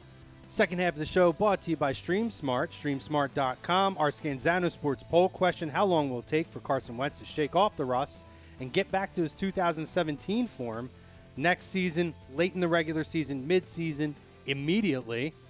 We'll continue to talk that. We've been talking wide receivers, which we're going to jump right back to in a second. We're also going to do a Week 2 recap, a Week 3 preview against the Indianapolis Colts, and, of course, our No Huddle segment at the end of the show.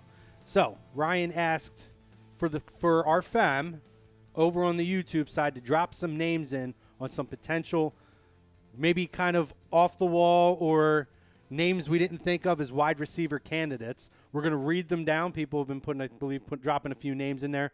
Ryan had a name. Ryan, what's the name you have? Well, I'll preface this by saying, And we don't know it, by the way. I wanted to wait to get our reaction. people were going to start screaming. Oh, no. It's a blast from the past, and I'm half joking. I'm not Like being serious. Like Reggie Brown or Fred Mitchell? No, it's Josh Huff. Oh, God. I mean, if we're going back to that season, might as well go to the Dorial Green Beckhams and Josh Huff. At this point, DGB was mentioned in the Oh, chat. was he? He was mentioned in the Listen, chat. at this point, I've seen more out of Nick Foles as a wide receiver. I'll go with Nick Foles. We got Greg up here in the 700 level of the Real Talk Studios. As I said last Wednesday, I said, well, if the Eagles haven't sent a message already, they've told all of us they'd rather throw the ball to Nick Foles than to Des Bryant. Let that sink in. Let that sink in. That's funny. People also said Greg Salas, Rasheed Bailey, Marvin McNutt. Oh, God.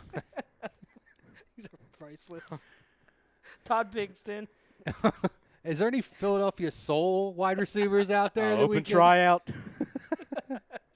I'll I'll contact the guys that played for my high school. I'm sure they'll be very interested. Sweet. check in with Vince Papale, see what he's up to these days.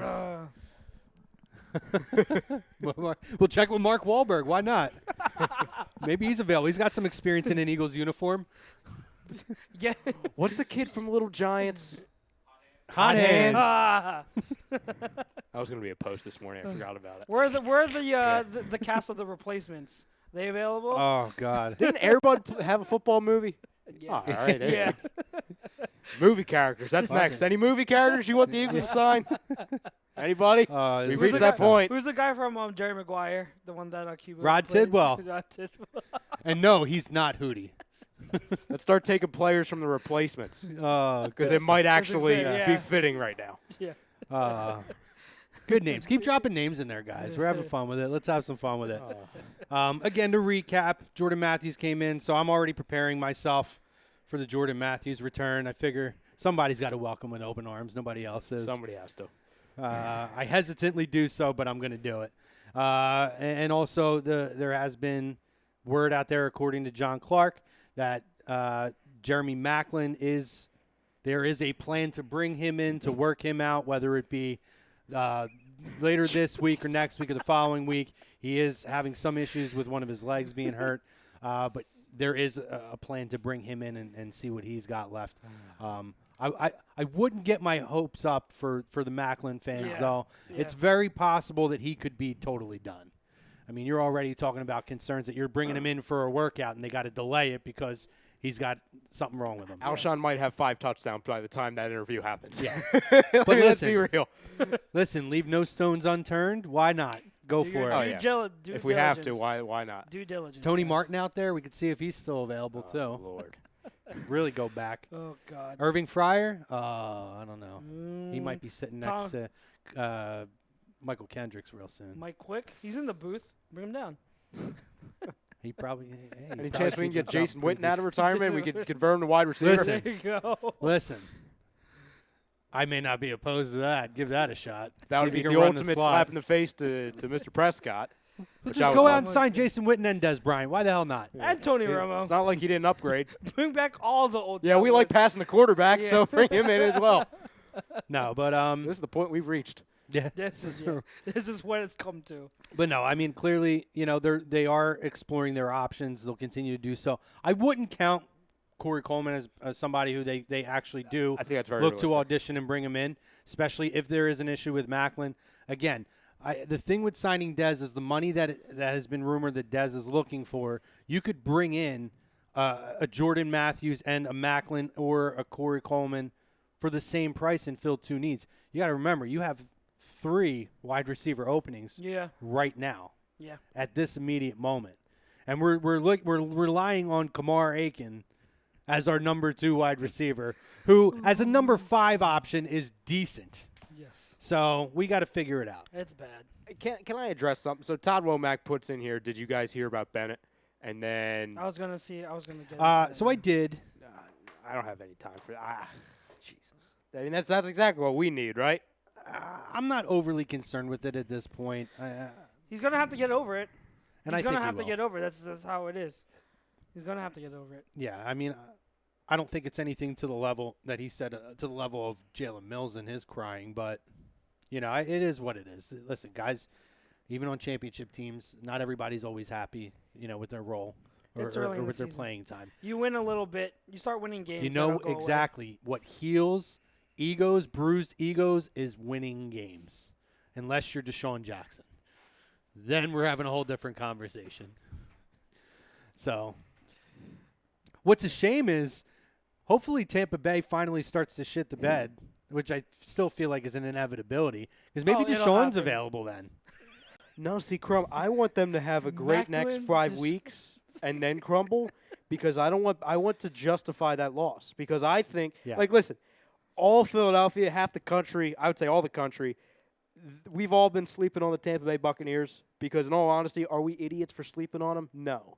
But I think this team is really hot. They have weapons. They've sucked for a while, and I think it's an example of their draft picks that they've acquired over the years. Well, they've been in the league for a couple years, so now they're old enough to actually be good. Yeah. I it's early, but I mean, for one, I don't think either me or Chrome have been sleeping on the Bucs in terms of like you called it about Ryan Fitz. You mentioned it. You said Ryan Fitz is a good I got laughed at on this show, not by you, but I got laughed at on this show in the chat.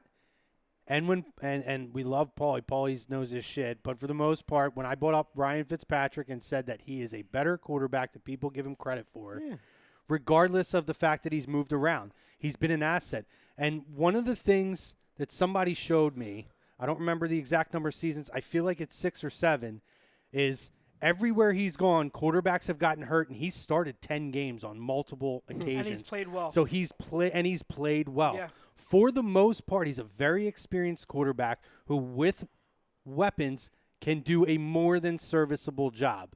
And to the point where I argue that he's not that far off as far as a backup, a high-quality backup, than Nick Foles. I think he's one of the better backup quarterbacks in the league. Yes, 100%. That's my argument. He's one of the better backup quarterbacks in the league. I got laughed at.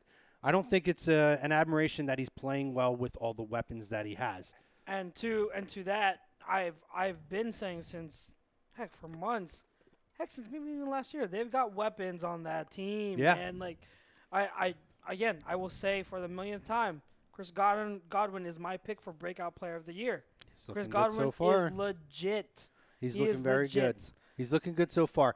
And listen, I think a lot of it has to do with having a guy who has experience in a leadership role, being a true leader, leading that offense.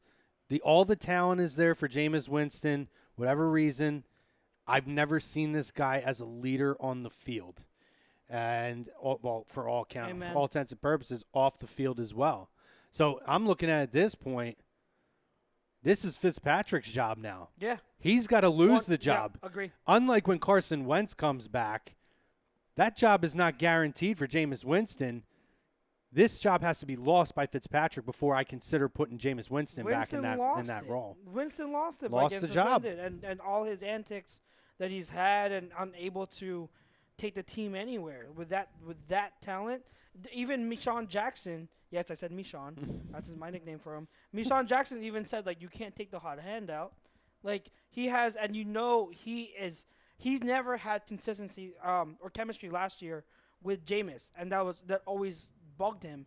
Now he's got that chemistry with Fitzpatrick.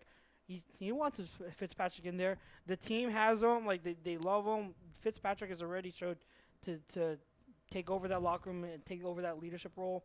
I think even when Jameis comes back to play and is eligible, I still would play Fitzpatrick. As much as I hated losing this game, the post-game stuff with Fitzpatrick That was great. was absolutely golden. Mm-hmm. And in hindsight, that shows you the rapport that he has in that locker room. Exactly. With the, Deshaun wearing Deshaun's clothes out there and able to have fun with it. It just seems like a different team this year than it was with all the expectation last year with Jameis Winston as their essentially their leader, their franchise quarterback. Yeah. There's a different energy. They came out, they were ready to play, they were making plays, they were getting open, and Fitzpatrick was doing what he had to do as a field general to move them up and down the field. Now, our mistakes too, but that's what a leader does, is capitalize on the mistakes by the defense. They managed to do it. They won the game. I think getting into our recap of the game, our secondary looked absolutely awful. Oh, God. Freaking. Okay, it's a two-parter because, yes, the secondary played bad. Both the corners, Jenkins, McLeod, out of anyone in secondary, McLeod played the best, but he didn't even play great. Like, he was solid at best. But as a whole, they all played bad. I'm not going to give anyone a pass, not even Darby, who I was high on week one. I'm not giving him a pass. That O.J. Howard touchdown is mainly because of him missing that tackle. And that's inexcusable. The other part to it, though, is Jim Schwartz.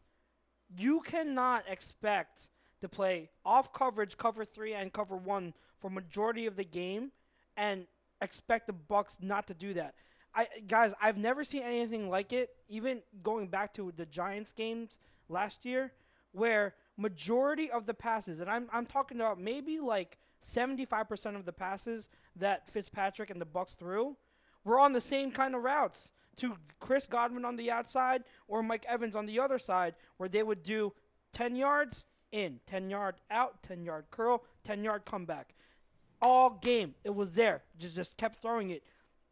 Jim Schwartz, yes, he probably expected the pressure of the front four to get there because Tampa Bay's offensive line was struggling. But when you're giving them 8 to 10 yards every single play, Ryan Fitzpatrick and the Bucs are going to take that every single time. They're going to get the ball. They got the ball out of his hands very quickly every single snap. And so there's you're going to give them that cushion. They're going to take it all day. And that's exactly what they did. That is why we struggled, is because Jim Schwartz was so reluctant to switch up his scheme and not and divert away from cover 1 and cover 3. You've got to be better than that. Like that's coaching, not putting your players in the right position to succeed. There were some plays where Darby was step for step with them, but when you're giving them that inside release and outside release all day, I don't care if you have 4.2 speed, you're not going to be able to break on the ball and make a play on it every single time. So that was my number one gripe coming out of this game is Jim Schwartz, you got to be better than that. You got to adjust, and you've got to call a better game plan. Dion says they can sign me. I'm 6'6", 240 pounds, 40 years old, and still run a 4.5-ish. hands like stick 'em. I'll send in my college football films. Let's go. Let's go. Clay Ferguson says Hakeem Nicks. Victor Cruz. Another TO. Clay Ferguson says we'll give you Dante Moncrief. And then he says he says Tampa will shit the bed once Winston starts again. Fitzpatrick is better than Winston.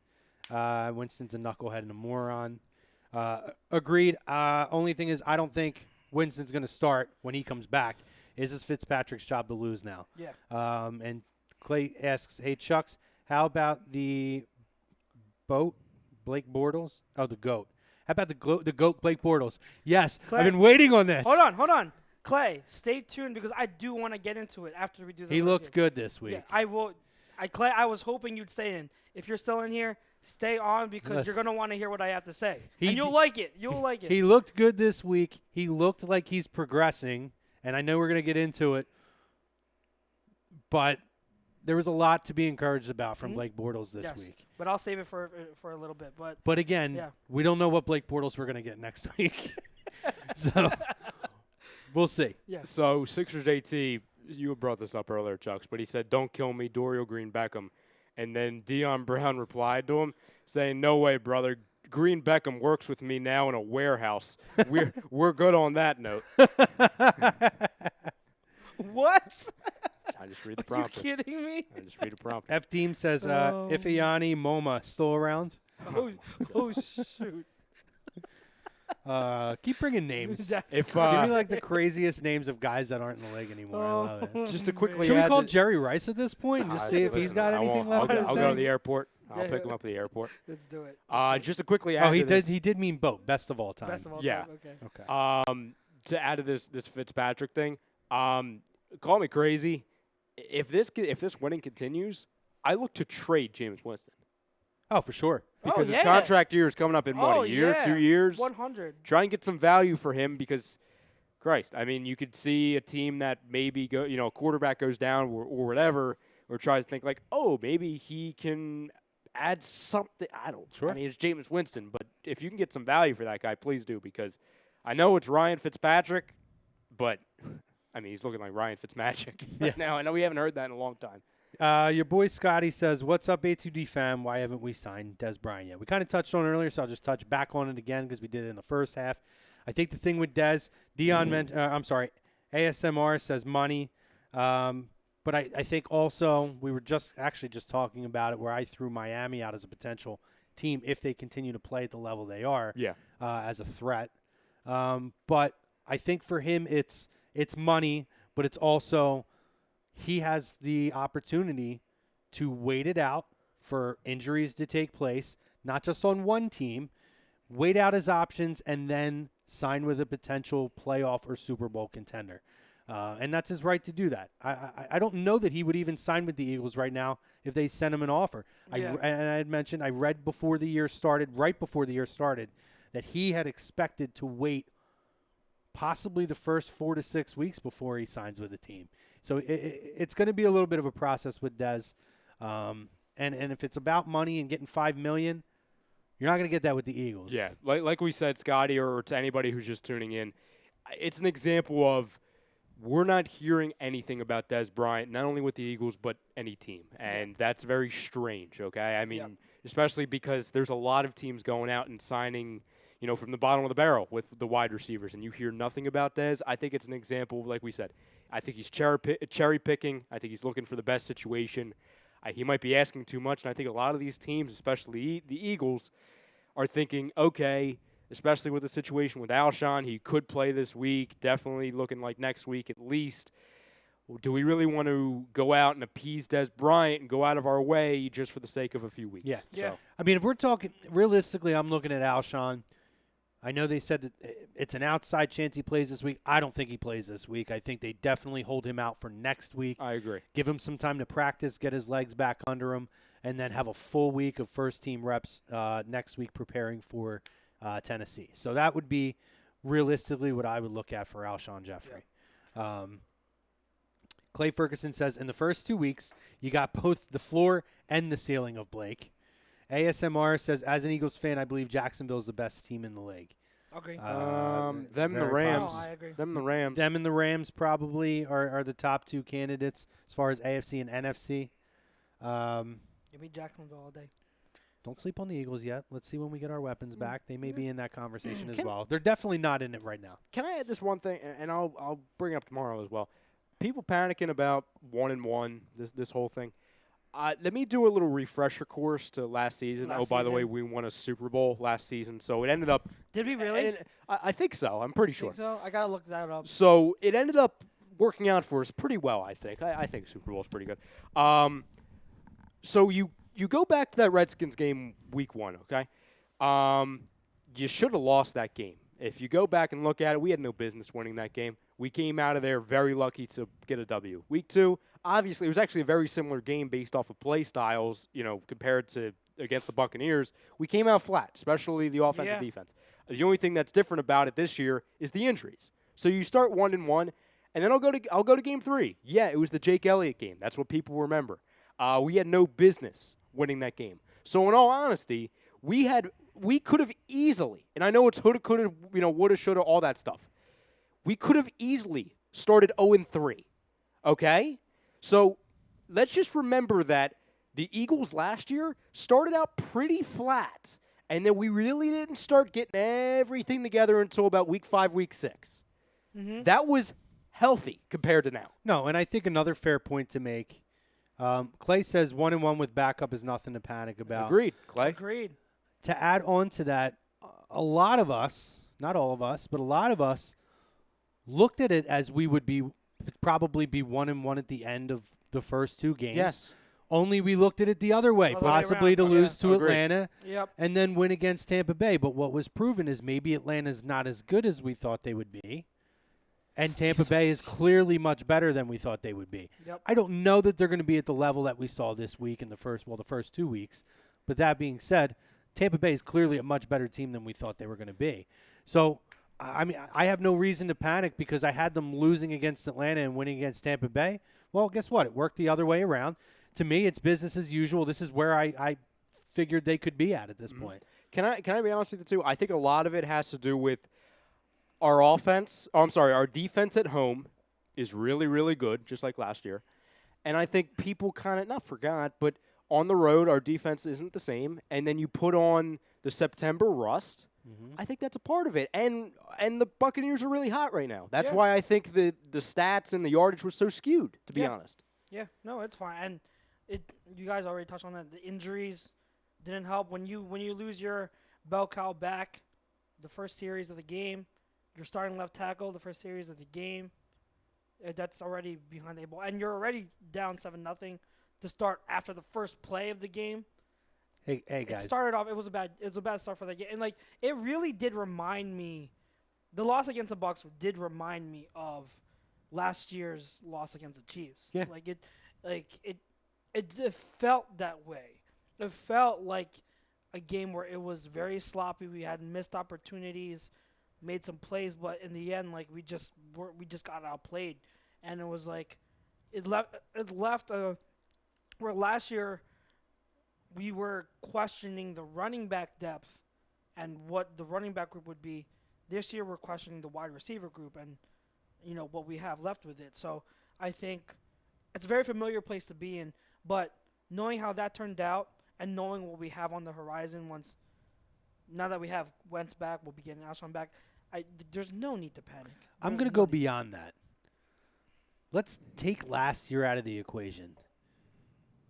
No team has gone undefeated since 1972. So to expect that we're going to win every single game is very unrealistic. Reality of it. They're going to lose games. Some are going to be ugly. Some are going to be games they absolutely deserve to lose. They're going to win ugly games. This is the roller coaster that is the NFL season, and it's just getting started. So there's no need to panic. We're right where most of us assume we would be at to begin with. And, oh, by the way, we're getting Carson back a lot quicker than I think that we thought because a lot of us were looking at week 4 or 5 as the target date to bring him back. Yep. And knowing that they probably wanted to bring him back at home, we were probably looking at week 5. Yeah. So So I think that, there's no need to panic. I mean, still at the same time, some takeaways of the game. What really bugged me about the other thing that really bugged me from his coaching standpoint, why in the world, and here it goes, why in the world is Wendell Smallwood and Joshua Perkins getting snaps and targets over Corey Clement and Dallas Goedert? Why in the world? Perkins played well, though. He played well, but he still had. I don't think you he would had have got a few drops. But I don't think you would have got anything more with God. I don't think it. With Goddard in the lineup, I don't know that it would have been that much of an impact. The Smallwood thing, I agree with you on. But when you're talking about impact on the game, Perkins made plays when guys weren't making plays and catching balls. So I don't knock that as much. I know we want Goddard in right now, but Smallwood, I absolutely agree with you on. There was he was in way more than I from my taste. The only thing is with Perkins, though, he did have several drops. Yeah. He had several drops, and I'm just one of them was what was going to convert a third down, from what I remember, because I just rewatched the tape earlier today. I think it was going to convert a third down, and that was huge. No, and that's true. But also in So- some of those key drives in the second half, he made some big catches did. when we He needed did to have fine. those catches made. I get your overall point, and that's a good point. But again, we agree. I'm with you on Smallwood. Smallwood. Like Yeah. you have your. We watched the game film, Charles. Yes, You we shared did. us the game I film showed them a today. video. I don't know if you saw in the chat. I I showed it, did. and I was Because like, you could hear him bitching in the background the whole time. I hate him. oh my God, he takes How the is he on handoff. this team? I He hate him. takes the handoff, and there is literally a hole this big, up the A Well, it's gap bigger right than in that. front. It's like It was bigger than that. woo, it's right there. It was about And from he this couch decides- to that couch. And he decides to make a cut to the left and for a 0-yard gain. Like, oh He my cuts gosh, to the it left was into the defender. Into the defender. Like, why you have your young running back who coaches like for good reason in Corey Clement, and people have been begging for more touches for him. And I agree. Without Ajayi, you give it to Clement. Like, he is the next best back. Give it to him. Why in the world are you giving so many looks to Wendell Smallwood? And- I don't like that. I really don't like that. Give it to Clement. And I thought that Clement was a little bit more patient this week. A with little bit running he the was. Football. He was. He wasn't as Still- bad as last week. Yes. Still a work in progress because he likes to get the ball and just right into the back of people. Yes. But he was a little bit more patient with allowing some of those holes on the offensive line to open up for him to run. And through the gaps. I will say this on the critical side of him still. He has no elusiveness. He doesn't make make defenders miss in space. He's got to work on that. But at the same time, he should be getting looks over Wendell Smallwood. Well, Over Wendell Smallwood. Like, come on, please. You're right, and I hear you on the elusiveness, but just kind of talking to a lot of people who did watch him in college, he shouldn't be for his size, but he's always kind of been one of those plow run into you type of runners. Well, he So doesn't do that either, though. That's the thing. He doesn't. but he does more of that than he actually, as far as elusiveness, he's more of a bounce off of guys and try to create, a few to extra your point, yards. he was a power runner in college. He but shouldn't over be the- for his size and For his build, size, yeah. but he is. But he has lost weight this year in hopes of being faster and more mobile and just having more looseness to him. And in terms of moving around, he looks more spry. But when you're in space, you got to force missed tackles. Like, that's, to me, like, when I grade running backs, that's one of the biggest things. Like, if you are a running back who cannot force missed tackles in space, you're not going to be elite. You have to be able to have that ability. And Clement, whenever, again, 2 weeks in a row, he's been in space with one defender to make miss or to force a missed tackle, and he doesn't do that. He's got to get better at that if he's going to. If eventually he wants to be that lead back starting next year or beyond, he's got to work on that. Wendell Smallwood was going It's to like get cut. Class Ryan's like waiting his hand. Well, I didn't want to jump in. No, you're good. You're good. Wendell Smallwood's going to get cut. I hope so. No, I mean he's going to get cut. Yeah. I mean, if you bring in a wide receiver, who are you cutting? You're not cutting another wide receiver. You're cut. Josh Adams is on this team now. Yeah. He's on the team because I think part of it they brought him up because of the Ajayi thing. Two, I think they brought him up because he's going to get plucked on practice squad. So I think what they did was they gave Smallwood his shot, and I think they were going to have him on roster longer if they didn't have to force feed him because of the injuries. So I think they were going to give him a longer leash, but since he got so much attention in week 2, they saw enough. I mean, Smallwood got his opportunity, okay? And I think Josh Adams gives us something that Smallwood can't, obviously. So I think Josh Adams is on this team now. If you sign a wide receiver, you're not cutting another wide receiver. You're cutting Smallwood. There's not any – I mean, Makes sense. is there anybody else on this entire roster you're cutting? I didn't look at the depth chart, but, I mean, that makes a good case. Because you can't – when everybody's healthy, you cannot carry 5 running backs. Yeah, that's true. No, you're Somebody's right. gone.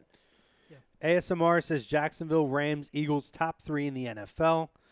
Clay Ferguson says Jags, Rams, Chiefs, and Eagles. Your boy Scotty says Mike Wallace is done. We need at least 2 wide receivers. Kamar Aiken shouldn't be on this roster, and Shelton Gibson is a bust. The only reason to panic is we need skill players. ASMR says true, the Chiefs have looked good. Your boy Scotty says perk, in quotes, doesn't count, LOL. Clay Ferguson, so many weapons in KC. ASMR, defense a little weak, though, in KC. Clay says they face the Vikes, Panthers, Jags in October. So a good idea to let Carson get feet wet now before diving into the deep end of the defensive pool. And ASMR agrees Smallwood is the odd man out. Your boy Scotty says, for one, two things. Mike Wallace is done. No, he's not on IR, so he's not done. And Sheldon Gibson a bust? Well, How is a 5th-round pick a bust? No, I think he was saying with Wallace he's done. I mean, he doesn't think he has anything so left, here's the thing with Mike Wallace. which I disagree with. I disagree. Go Completely ahead, Carm. disagree. That's you. Because Go. week 1, that was on Nick Foles. There were opportunities. Nick Foles was not getting him the ball in the open field. He may have dropped a ball or two. I don't remember. No, he didn't. But Mike Wallace was open. Now, this week, we didn't get much of a sample size, and the one catch he made was called back on a stupid penalty. So I think that there's plenty left in the tank for Mike Wallace. I think that if Carson Wentz was throwing him the football, you would see a much better production out of Mike Wallace, which I still believe you could see. Let's not forget that Torrey Smith last year took a little bit going as far as getting the deep ball game going, and he is a much what? It didn't take him till week 5. Till week 5 to get and a lot of his passes ended up being short yardage passes. It was like every game last week, the first pass always went to Torrey Smith short yardage for like 7 to 10 yards. Yeah. But I think Mike Wallace has plenty left in the tank, especially in the role that he's in here where at full or almost full as far as your depth, he's a 4th or 5th option. Yeah, exactly. I think it's an unfair assessment just because he hasn't had a catch yet. Again, like Charles says, and I'll give him this one, go back and watch the tape. We talked about it quite a bit. Nick Foles was not getting the football to him. He was inaccurate, or he was just not putting the ball really where it needed to be. Yeah, and then to Sheldon Gibson point, you can't be a bust if you're a 5th-round pick. And I said it already. We found out that Gibson's actually been hurt. So, and someone in his 2nd season, where he had a horrible rookie season where he just wasn't ready transitioning from college to the pro level, and then now he's playing his first legit snaps as a pro, and you can't already say he's a bust. Have we not learned from Nelson Aguilar? Have we not learned anything else? Now, I'm not saying he has a talent of Nelson Aguilar. I'm saying let's just wait before anything. I think Gibson, at his ceiling, can have a deep threat role in this league, kind of like a John Brown or a Sheldon Gibson. That's his absolute ceiling. But it's possible that he doesn't amount to anything, but it's way too early to say he's a bust. Way, way, way, way too early. Yeah, I mean, you talk about a 5th-round guy. That's typically a guy that takes 2 or 3 years. How long did it take Nelson Aguilar?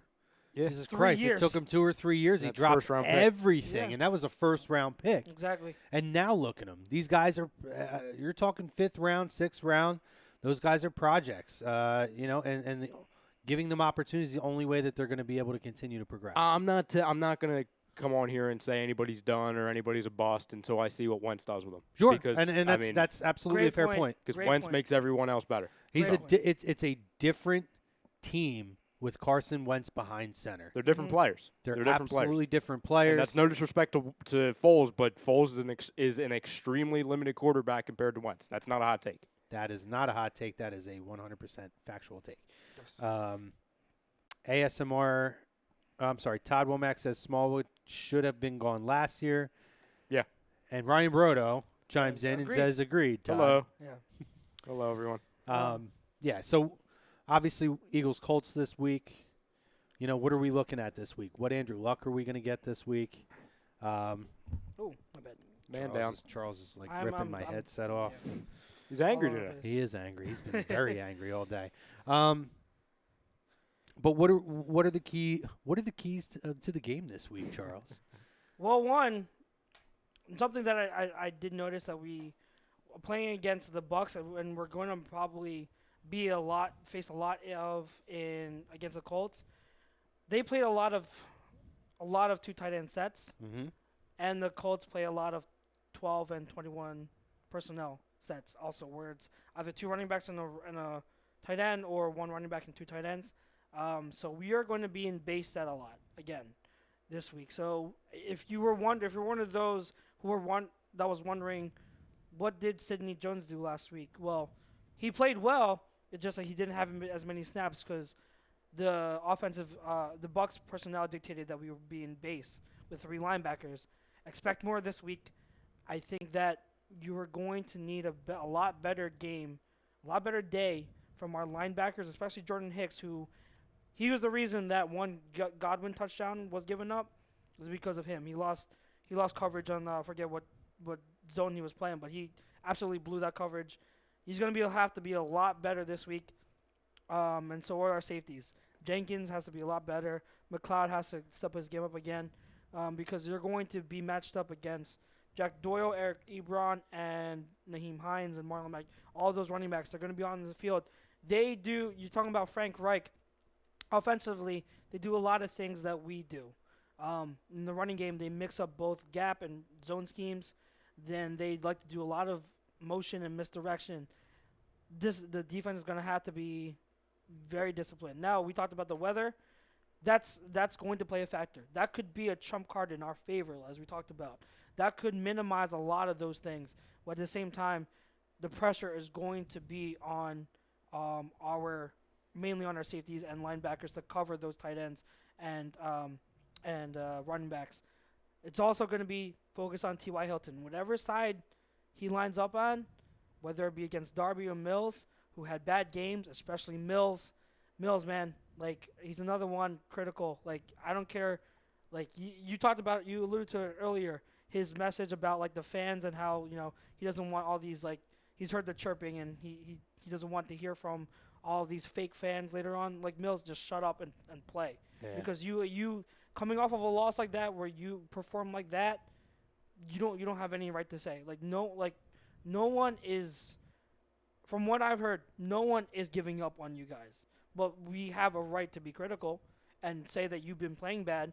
So shut us up by playing well. Yeah, Jalen, sorry to cut you off, but Jalen needs to realize that when you win a Super Bowl, you have, the fans have high expectations, and he should as well. And I'm not saying he doesn't, but to call, and I understand, I've seen a lot of fans, people in chats that have been panicking about Jalen and this defense. That's irrational. That's irrational. Yes. But the majority of, I'll call the smart fans, which is a majority of them, are critical of it. They understand that things need to be fixed, but they also understand it's week 2. It's September, and you're gonna have these games, especially against a hot quarterback. He gave up that touchdown to Mike Evans on that slant. Yeah. And then he gave up the 2 most important catches late in the game against Deshaun Jackson and Mike Evans. Yeah. And regardless of scheme, if you're that great of a player, you know what's coming. You have to stop them, and he didn't. So, sorry, Jalen Mills. 2 bad weeks in a row to start the season. You shouldn't be talking like that. We have every right to be critical, and so if you want to shut us up and you want everyone to get on your backs again and play better. Well, this listen, is your chance. T.Y. Hilton, deep threat. Don't get beat. The argument was made earlier that he was making that statement more towards, which I totally get, the idioticness of they need to cut him, which people did say. That's stupid. Which I get that, but he made a very blanketed statement over what the way it came off. Yeah. Over the entire fan base that was critical of the way he played. Yes. As opposed to those few jackasses that took it to the next level, which is absolutely asinine and insane to make that. That's my issue is if that's what you really mean, you got to be a little bit more clear. Mm-hmm. But overall, listen, like you guys said, you're a Super Bowl winning team, and any passionate fan base has a level of expectation. And if you're not playing to that level of expectation, you're going to hear about it. It's just the way it is. Here's a thing for Jalen Mills to remember, okay? The fake fans aren't the ones that are critical of you. The fake fans are the ones that are saying nothing. Yeah. The ones that don't watch, don't care, and say nothing. Those are the fake fans. Mm-hmm. Right. Exactly. So your boy Scotty, which I'm going to respond to this, says, you have 3 healthy wide receivers for Sunday. 2 of them are Aiken and Gibson. How are you guys confident with that? I don't think anybody said that. First of all, let's not put words in anybody's mouth. Nobody said that we're confident with that. What we're confident in is that this team will make adjustments. What I'm confident in is let's not forget that the wide receivers aren't the only people on this football team that can catch a football. You may have Darren Sproles back this week. Corey Hopefully. Clement is very good at catching the football out of the Yes. backfield. You still have Zach Ertz as an option. You have possibly Dallas Goedert this week if he's going to play. I don't think he will, but you may get Alshon Jeffrey back. Mm-hmm. Well, I don't think he's going to be a pivotal role. Let me put it No, that way. no. He's not. I don't think he's Yeah. going to play. No. I was more. I gave you that face for the Dallas Goedert thing. Yeah. I thought you were saying he wasn't going to play, but Well, that's what I'm saying is I don't know how much of a role he's going to have this week. But he's an option there if you want to have him there. He needs that. There big are role. other options outside of Nelson Aguilar who could catch a football on this team Yeah. and make plays, especially if you get a Darren Sproles back, because Darren Sproles can line up as a receiver in the slot and he can catch the ball out of the backfield. This game is not driven on just passing the ball to wide receivers. This team utilizes the entire football field and finds ways to get multiple options open. So am I confident that that's our wide receiving core? Absolutely not. I also expect, as I said earlier, that Jordan Matthews will be signed. And Jordan Matthews is a better option than those two names there. And Jordan Matthews is a guy who is familiar and has had some success as long as he can keep his hands on the football in this offense with this head coach and with this quarterback. So am I being over the top by saying that if I could have a little bit of a peace at mind that Carson's going to go out there or to have some other weapons out there? Sure. Would I rather them have better wide receivers? Absolutely. Nobody ever said that we're confident in it. No. But I'm not panicking either. No. And I'm not going to panic. There's no reason to panic. No, Scotty, what we were saying earlier, man, is we were responding to when you were talking about how this guy's a bust, this guy is done. And we said we're not judging that until we see what Wentz does with them. That's the only thing we're saying. Yeah. No, trust me, especially if you saw the beginning of the show, not too many people in this room are happy about this whole situation right now. If we're talking about Des Bryant, if we're talking about Dorial freaking Green, Beckham, Josh Huff, if we're talking about hot hands from Little Giants, we're not confident in this wide receiver core, Scotty. Air Bud. Airbud. We're talking about a freaking dog on this team. On a Super Bowl championship defending team. No, Scotty, we're not confident. All right? Fuck, we even threw Nick Foles as an option. Let's to positional. They passed to him twice in like the last 9 months. It's not good. You got me defending Jordan freaking Matthews here. That's how upset we are. I was fighting with my friend Charles. Yes, it's not good. Oh my God, it's not good. So no, we are not confident. But damn it, Scotty. Yeah, point being, it's not that we're confident. We're just not panicking. There's no reason to panic yet. There's other options here. No. ASMR says we got to depend on Nelly this week. Clay Ferguson says Luck has a bad offensive line. Beat him up. Okay. Absolutely agree with that. He says Wentz is great, but even Tom Brady can't make practice squad. He said this earlier, though. Practice squad receivers good. That's why they just traded for Josh Gordon. He's also had a lot of low-level wide receivers that have done very well in their system. Yeah, guys that have worked in a grocery store. Deion Branch. Yeah, I mean, a lot of names on there. Todd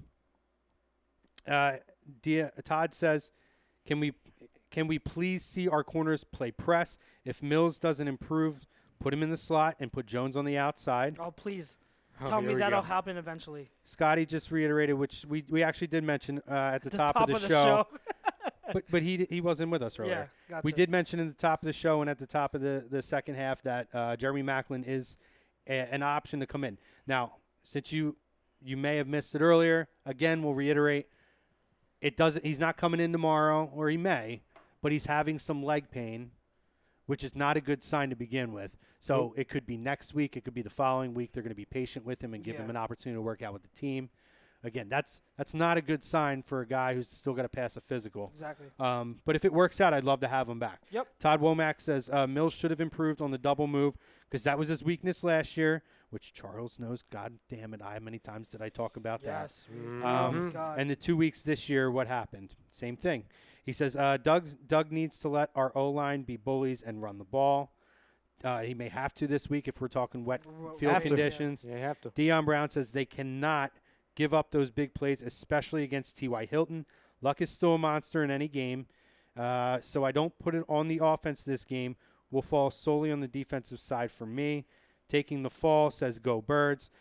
With Deion, I agree. I think throughout this whole season, the theme is going to be the defense is going to need to consistently week in and week out keep us in games, at least for a good portion of the early season. While we're coming back from injuries on the offensive side, while Carson's getting his legs and his confidence back, So I agree that the defense is going to be pivotal regardless of what the offense does every single week. Yeah. But I agree that Andrew Luck is a potential to break out at any point, but I'm still seeing hesitation with Andrew Luck. I'm still not seeing the old Andrew Luck. There's flashes of it that are coming back, but I think that now he's a guy I think it's going to take the whole year for him to get back to form. Talking about a guy that was out for 3 years, not a guy that missed 8 games, a guy who was out for 3 years. So he's always a fear because he is Andrew Luck that he could break out in a game. And I agree that you have to make sure that you limit T.Y. Hilton. And the defense is going to be really big. But I'm not gonna fear Andrew Luck like I would have if this was 3 years ago. Yeah, I think you gotta again. It's gonna fall on those on whoever just covering Ty. It's gonna fall on the safeties and the linebackers defensively. Now on the other side of the ball, the running game is gonna be pivotal because of the weather. This Colts defense, they've got some young pieces, but they're still trying to figure it out. Over the first 2 weeks, I saw this stat. There's 11 players that start on defense or like on either side of the ball, correct? They've started 25 different players through 2 weeks. Yeah. That shows me that they're still figuring the roster out. You can take advantage of that easily. That defensive line has good young players, but they're not anywhere close. I mean, I'm a big fan of Kameko Toure from Rutgers as a pass rusher, but he's still learning. Malik Hooker, I forget the one linebacker. Something Leonard, the linebacker Leonard. Good young piece, still figuring it out. So this defense can be had. Not having Ajayi this Sunday is going to be big. I think that's going to be pivotal. Huge. With Ajayi, oh man, we could have run all over that defensive line, that defense. Now with Ajayi out, it's going to take a combo effort of Clement and Sproles. Hopefully they can get the job done. But at the same time, our O-line in terms of the running game hasn't fully clicked yet.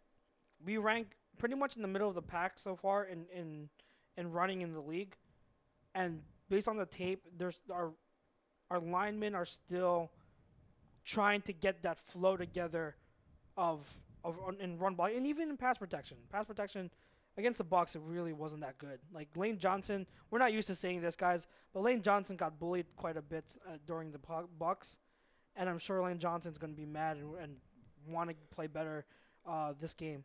But we can definitely take advantage and bully that Colts defense. They can be had. So running game is going to be big. If you do that, use a lot of play action and again, I'm gonna say it, RPOs. Use that against the Colts. Use that against the Colts. We'll be fine. The offense will be fine. Our defense hasn't given up more than 12 points at home over the last, I forget how many games. So essentially, you are asking, if that stays true, you're asking the offense to put up 19 points. Mm-hmm. Can our offense put up 19 points at home in the rain? I believe they can, even with the wide receiver. The wide receivers being banged up and Ajayi not available. So those are the keys. You gotta pound it. The offensive line has got to bully them, and on the defensive side, we're just got to mix it up. Linebackers and safeties, man. Linebackers and safeties. Clay Ferguson says he may not, talking about Andrew Luck, he may not return to form in the South that completely passed the Colts on talent. Dion says, agreed with everything you said, Chrome. Thanks for feeling my point as well. Definitely feeling your point. Thanks, Dion. TTP Ballin says, yo, what up, TTP? What's up, TTP? Todd Womack, TTP, what's good? Dion, I have a whole problem with the fact that it's only 7 thumbs up. Not cool. I must have missed that. My quarterback is returning Sunday. Can't complain. That's TTP. Mm-hmm. Absolutely, brother. We got Carson coming back. It's going to be exciting, you know? Yeah. Very. Very, very exciting. Very. I haven't heard anything on Sproles while we were sitting here. I did try to look that up. I saw nothing on Darren Sproles. The official thing is he's listed as questionable, but by all signs and all reports, he's expected to be good to go. Sure. Especially because the overwhelming feeling late last week was that it was just a 1 week absence. It wasn't going to be anything lingering. I heard that too. So unless there's some kind of setback in practice, he's going to be on the football field. Let's hope so. Any quick thoughts on any of the games? I didn't even look at the schedule this week. I've been so busy. around the league outside of the Eagles. Tell you I'll say around the this. fantasy world, 2-0 in 2 of my leagues. Me Nice, too. nice. I'm only in one league. I can't handle Two, yeah. multiple. I can't Me and, handle it. in the league that me and Charles are both in, I am the only undefeated team in this league. Nice, and you should win the league. I should. If you don't win the league, something. I should. My Chuck, team is pretty deep. I know it's only week 2, but I think you and I are on a crash course to For the face in the final. In the In the semi, mini yeah, final, the mini final, because we've yeah. got like 7 leagues in our one league. It's complicated, Chrome. And remember, Yeah, it's crazy. Doug Zeke gave me a C on my grade. Doug Zeke actually Someone- plays fantasy again. Yeah, He went 0-16 last he year. should look at my team. I'm 2-0. So, anyways, Oh, God. Zeke coming at I Charles will say, hard. okay, Clay Ferguson, you on here? All right, cool. He says Jags versus Titans. Wait, real quick. I know you're going to do it because I know we actually want to get into Blake Bortles. I was just thinking about that. Yeah, go ahead. So quick, Sproles practice today, but it's still up in the air. That's from Dion. Gotcha. Okay. ASMR's leaving. Says got to get going, boys. Later, man. Go Birds. Talk to you later. TTP says Carson makes everybody on that offense better. Amen. Clay Ferguson, Jags versus Titans. Titans are beat up, but the Jags didn't beat them last year. And last one, and then we'll get into that game. Your boy Scotty says, I don't know why this team hasn't used Sproles correct in the passing game like he was used to in New Orleans. That's a fair point. I mean, maybe they just to be fair, he has a point because Yeah. Doug Peterson hasn't found ways to use his running backs, kind of like how Andy. Well, he only had surprised like me. 3 or 4 games to figure it out. Yeah, 3 yeah. last year and 1 2.5 and 1 this year. That's a valid point. And TTP asks about how do we feel about Elton Brand. That's going to be in the next segment, which we're going to get to momentarily. No huddle. So Charles was going to talk Blake Bortles first, Yes. and then we're going to get into our no huddle segment to wrap up. So tonight. Clay, I really wanted you to be on here because I will say against the Patriots, which I am so glad that they beat. So glad the Jaguars put a whooping on the Patriots' ass. Blake Bortles played the best game I've ever seen him play. I am not afraid to even admit that. And I was very impressed. He wasn't afraid to throw downfield. He's getting better on his long balls, on his deep fade passes. They're looking like they have a lot better touch on his. He has a lot better touch on them. Like he threads them right into. Which was it? Keelan Cole that caught the one touchdown pass. I forget. Clay, if you remember, you know what I'm talking about. But he looked very, very good. The one interception he had, I will say, was classic Blake Bortles. Threw it to a double covered receiver. I forget. I think it was a tight end. Double covered, ended up being deflected in the air and picked off. That's classic Blake Bortles. He's got to stop doing that. But other than that, his game was awesome. Kudos to him. Let's hope he keeps it up. I'm still skeptical that he can do this on a consistent basis. That's the thing. Let's see what Blake Bortles we're going to get this week. This week, yes. Clay does say he hits wide receivers in stride. Bortles learned how to throw a spiral. He learned how to throw a spiral. He threw a spiral this past game. I mean, I will say that. He was very, very good, and I am very pleased. I am not spiteful, but again, this is nothing personal. My diatribes that I always go with Bortles, I just call it as it is. So when he plays well, I'm happy because that Jags team deserves to be winning, and I'm glad that Jags team beat the Patriots. And last two before we get into no huddle. Dion says, I'm happy Josh Adams was elevated to the active roster. I think we all are too. Todd Womack says, oh, yeah, how is it possible that Kendricks can play football but Cap and Reed can't? We're not going to get into that. One of the mysteries of the universe, my friend. Mysteries of it all. But, all right, no huddle. We'll get into it. We'll start with Elton Brand. I like this. I am a fan of this. He has – people say what experience – I didn't realize he was actually the vice president of basketball operations for the 89ers as well, or 86ers as well. But I like the signing. I think that he is a guy who is a leader. I think that he has learned – taken time to learn, and he's well respected within the organization with the players. And even just little nuances about him, and again, I know Ryan's going to say wait and see kind of deal. But I look at a guy, and we always talk about little signs and nuances about guys. And the year that they lost 72 games and only won 10 games, that was I believe his last season. Or one of his last years. He was with the Sixers. I think it was his last year. And after that last game, when they cleared out their lockers, he hung up a sign in the locker room that congratulated them on a great season. And that was a motivator to get the young kids, give them something to think about in the offseason and come back with a fire the next year. That showed me everything that I needed to know prior to this about his leadership and about his dedication to making the organization better in the long term. And when he came back for that, he came back to mentor young guys to help put this organization in a better place. And one of the things me and Charles talked about too, I feel like when you talk about going into free agency and you talk about a guy who's not just successful in basketball, but is a successful guy outside in business and building a company or a franchise, so to speak, with his film company and all. Yeah. When you're talking free agency and guys are coming in to meet with the VPs and the GMs of these different teams, I believe that he is a guy who's going to command respect as a former player and a guy who after the game has been very successful and a guy who's very respected in the league. I believe that players are going to enjoy their opportunity to sit and talk with him and see what Philadelphia can offer. So I applaud it. I don't know that I loved the other two options that I saw out there anyway. I think one was with Atlanta, right? And there was two. Atlanta and Houston. Yeah, I don't recall if it was Houston. I saw. I saw. I think they went for the general manager of Houston. Didn't they get denied? No, yeah, but it was access to it was him? like the assistant vice president. Okay. It was another position. Okay. And it was also what was it? I think it was not the Nuggets. It was the Utah Jazz. Remember the Utah I think Jazz? the Jazz was the other one I saw. Yeah. I just think at this point, this was the right guy for them that they felt was the right fit, and I'm excited to see what he can do here. I will not make. First off, if it was anybody at this point, if it was anybody other than Sam Hinkie, there was going to be disappointment. That's who I wanted. You could say it was fantasy pick. That's who I wanted. I will not. I do not have an opinion until I see how he evaluates talent because previous GMs cannot evaluate talent. I understand you drafted Embiid. Okay, cool. He fell in your lap.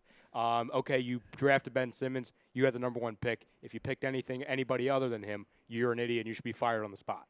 Other than that, and now I'm not judging and I'm not ripping Colangelo off the Markelle Fultz thing. I'm saying this organization over time has the reputation of not being the best at evaluating talent. I don't know what Elton Brand does yet. Therefore, I don't have an opinion of it yet. I understand the excitement because, you know, he is a former player. I think he understands the mindset of a player. My other thing is that going to be good to get players here as well? I mean, I know the GM isn't the biggest part about making this a big-time destination for free agents, but it's definitely not something I'm excited about based off of they keep going back on the same tree. It's something the Flyers keep doing. It's something the Phillies did for a long time.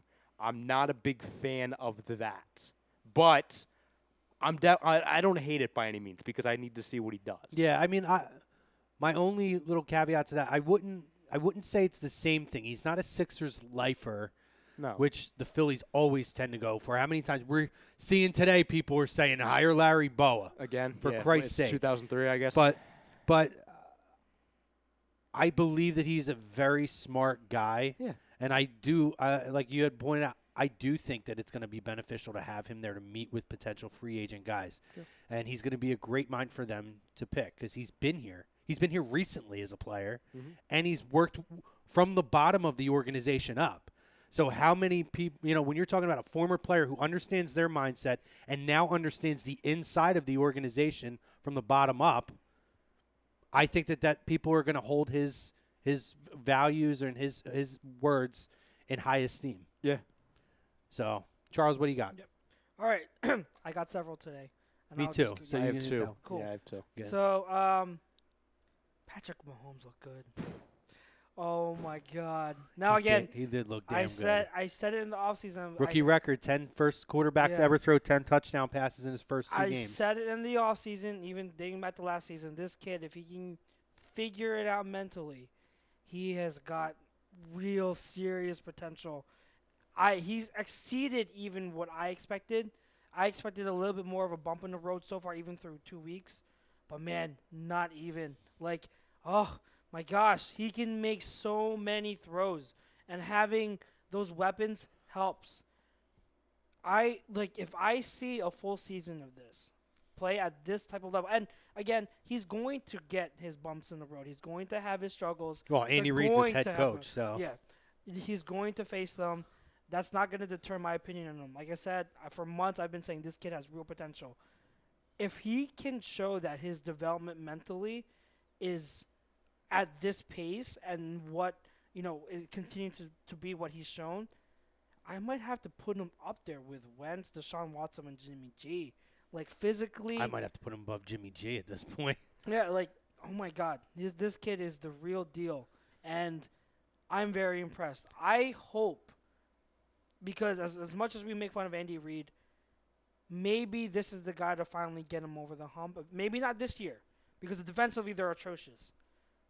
But maybe eventually this will be the guy, the quarterback, to finally give Andy Reid a ring at some point.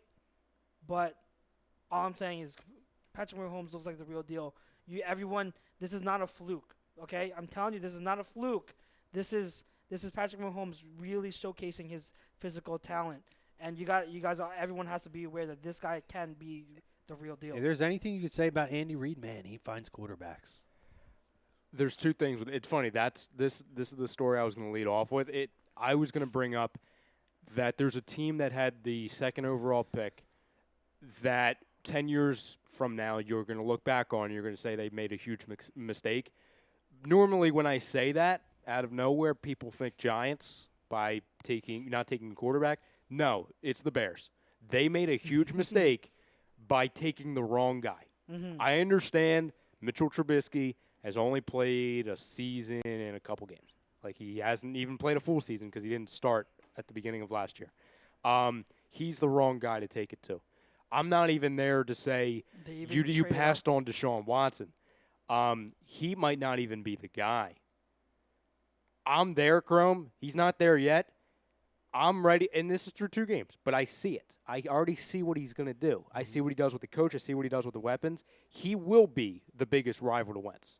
He will be the closest thing to Wentz. I'm glad because you he has said the that. size, he has the arm, he has the capability, he has the smarts, he has everything. He has the athleticism. He is Wentz 2.0. Man. He is Wentz 2.0. Or Aaron Rodgers, same mold. Yes. Where they literally could make any throw from any platform in any part of the field. He's Unreal. confident, Bro, man. he has the comparisons that Wentz gets to Brett Favre is a carbon copy of literally what Patrick Mahomes is. Mm-hmm. Like, Patrick Mahomes might be a better comparison to Favre than Carson Wentz is. Yeah, because he's a pure gunslinger. Yes. Pure gunslinger, yeah. And it seems like everything he does is based on and this isn't a shot at him, it's like he takes the improvisation out of everything. Mm-hmm. And if he's scrambling, he makes the most of it, which Wentz does absolutely phenomenal. I mean, you saw all the plays. He was a magician. Christ, through 2 games. And I understand Patrick, he sat out all last year, which was great for him.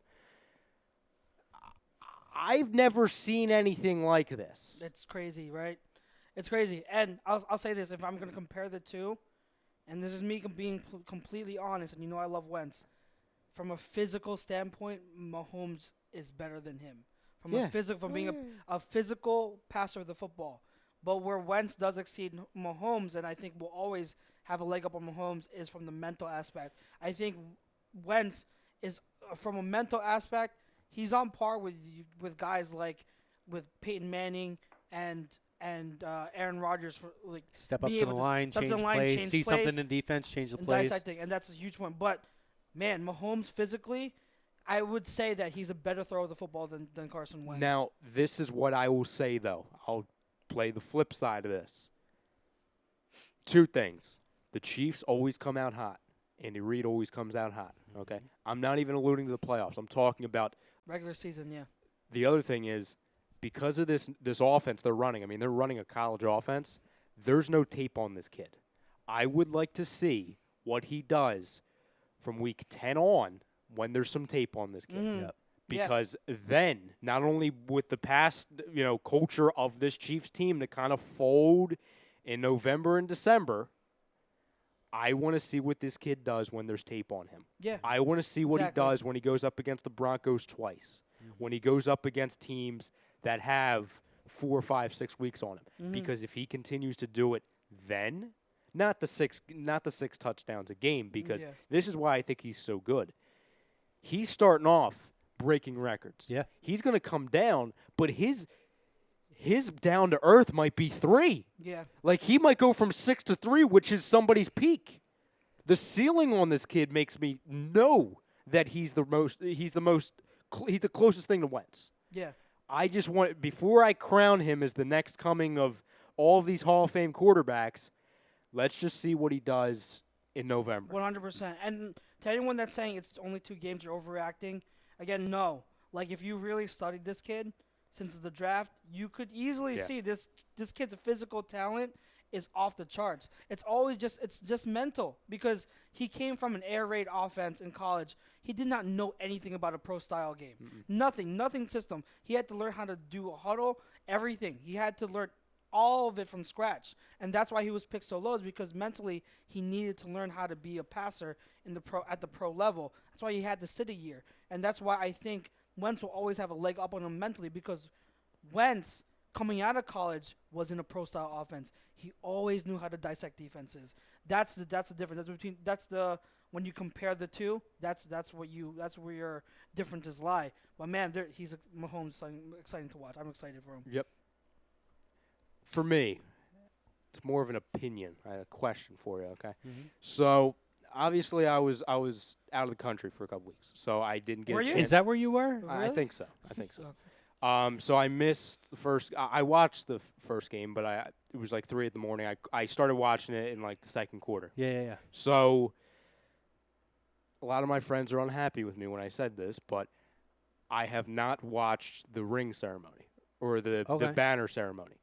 People were calling that a violation. No. I am purposely not doing that, because my mindset of a fan is not to celebrate what happened last season. If I was not going to catch it live, I'm not going out of my way to watch it. I'll focus on what happened last season after this season. I'll focus on what happened after we went on the Super Bowl. Okay. You know what I'm saying? So people, and I brought this up in a chat, and people were unhappy with me. Is it a violation as a fan to not go back and watch that ceremony? I don't think it's living in the past. I think there's only one time that while you're a champion, you can savor all the perks of being a champion. So I believe, particularly this is the first one, you owe it to yourself to go back with everything that we emotionally were, and everything that they did on the field, and everything that we were emotionally invested in into that season, and all the years to build up to that. You owe it to yourself to watch that sooner than later. I think there's no problem with you doing it. Like if you go back and watch it, that's completely fine. If you choose not to for your own personal reasons, that's completely fine. I don't think it's a violation at all. Like there's so what? You have your personal reasons why you want to focus on this year. Fine. Like that's not a violation. It's not like you said, if you had caught it live, then you would have watched it. Right? Yeah, exactly. You would have watched. So it's not like you're avoiding it completely. No. You're just like, hey, I want to concentrate on this year. That's completely no. fine. Like I have it on tape. My whole point is, and I'm probably gonna end up watching it during the bye week, to be honest, because I'm gonna be like, oh my God, Eagles football. I don't have it. Like that's probably when I'm gonna watch it. But no, I just don't see a reason. Especially as soon as I got back, and then we're starting to worry about Buccaneers game. It's kind of like there's stuff going on right now. Like I really don't have time to worry about like the ceremony. Well, it's only like 5 or 10 minutes though. But I know. But you know, if I watch it, I'm gonna watch it 7 times. Yeah, in a loop. I mean, I just look at it like, and again, it's not a violation by any means. I just feel like you owe it to yourself as a fan to be able to enjoy that now while we're champs. You know what I mean? Mm-hmm. So it's not going to feel the same going back and watching something 10 months after it happened, you know, as opposed to now when we're still reigning, defending, undisputed Super Bowl champions of the world. Fair. Khalil Mack, by the way. Whew. John Gruden looks stupider and stupider. Good than me. Lord. Well, not just him, the GM of the Raiders. But you talk about a guy who clearly has a purpose on the field. And through 2 games with them, I mean, we knew they had a good defense. They are an elite defense with him on that field. He is unbelievable with the Bears. And I'll tell you what, that's going to be a defense to be feared for a long time. If they had I'll just tell you this right now. If they had a top 15 quarterback, they're a Super Bowl contender. I will admit, not really impressed with Mitchell so far. There's been a few bright spots, probably more not so bright spots, but he's done enough to keep him in games, and clearly they're a team that's going to be very heavily reliant on that defense, and him going there and being on that team, I don't think it's going to be difficult for them. I absolutely think they could be a playoff team this year. I wasn't sure, but I With think that that defense, yes. I think with We that talked about defense, there is a possibility that they won't hurdle Green Bay or Minnesota this year, which I did say next year I believe that they will be right up on par with at least one of those two teams. But as far as a wild card in the NFC goes, I haven't seen anybody that's blowing my socks off to where I don't see them as I see them as an impossibility to get in. I disagree based off of just Trubisky is extremely limited and he does not have what it takes to win in clutch situations in big games. I mean, let's go back to week 1 when Aaron Rodgers brought him all the way back. Did you see him on that sideline? It's like he folded up a lawn chair and he's like, "Oh, we have this one. Mitchell Trubisky's on the field." Looked like Chris Christie out there. You know what I'm saying? Like that game last night. First off, that coach, their new his name, the Matt guy. Nagy. Thank you. I like him a lot. Me too. I love that offense. I think it's incredibly fun to watch. That's a very fun team to watch. Yeah. That guy, Mitchell Trubisky, is not the guy. He's not. He is going to end up being the new Alex Smith, but not as good. To where they have a very good head coach, they have a ton of talent around him, but that quarterback cannot get it done. He can't. I'm just telling you now. I know it's early. He will never win in the playoffs, and I just think it's too soon for him to go on a run and beat out a bunch of these teams in the NFC. I don't think you're idiotic for saying they have a shot at the playoffs, but I'm such a Trubisky hater that I just can't fully buy into it. Mitch Trubisky or Dak Prescott? That's a tough question. I don't know. I might have to think about Mitch. That might be my poll question tomorrow. It just cleared the mind. You know what? Hold on, I'll get back to you. I'll get back to you. That's like one of the best questions I've ever heard in my life. And go ahead. Crazy, and I believe if I'm misquoting the stat, let me know. But I believe they said that only 3 first-year head coaches. Isn't there like 10 of them this year, or 13 of them, and only 3 of them have wins so far? Well, week 1, none of them did, so it's very possible. I know that. I think 3 of them got wins this week. Vrabel got his first win. Patricia still doesn't. Patricia still. That's. It was definitely 3 of them that have wins, but was it 10 new head coaches this year? Something like that, 9 or 10. Or like Close first year head coaches. Yeah. And only 3 of them have a win. Yep. And he's one of them. And I agree with you. I really like their head coach a lot. Okay. So the guys that don't have it is Arizona, Giants, Detroit. Did Titans win? Yeah, Vrabel won. Yeah, Titans and Vrabel won. They won. Colts. Oh yeah. They won. No, they won. won. They won. There That's might be the other one one. I think that's the 3. Okay. That's the 3. That's 3 that won them. So, but that segues into my next no huddle. By the way, Dak. You choose that. Dak. Okay. Yeah. The fact that you had to think about that long. I know. I know it's real good for Trubisky. Yeah. I still haven't made my decision yet, so It's really close. The Giants-Cowboys game was pretty ugly, offensively. Like I don't mind either side's defense, but oh man, be honest, I didn't watch the game, and part of it was I got text messages that said it's one of the sloppiest, let me say one of the ugliest games to watch. There was nothing exciting about this offensively game whatsoever. Offensively on the Cowboys side.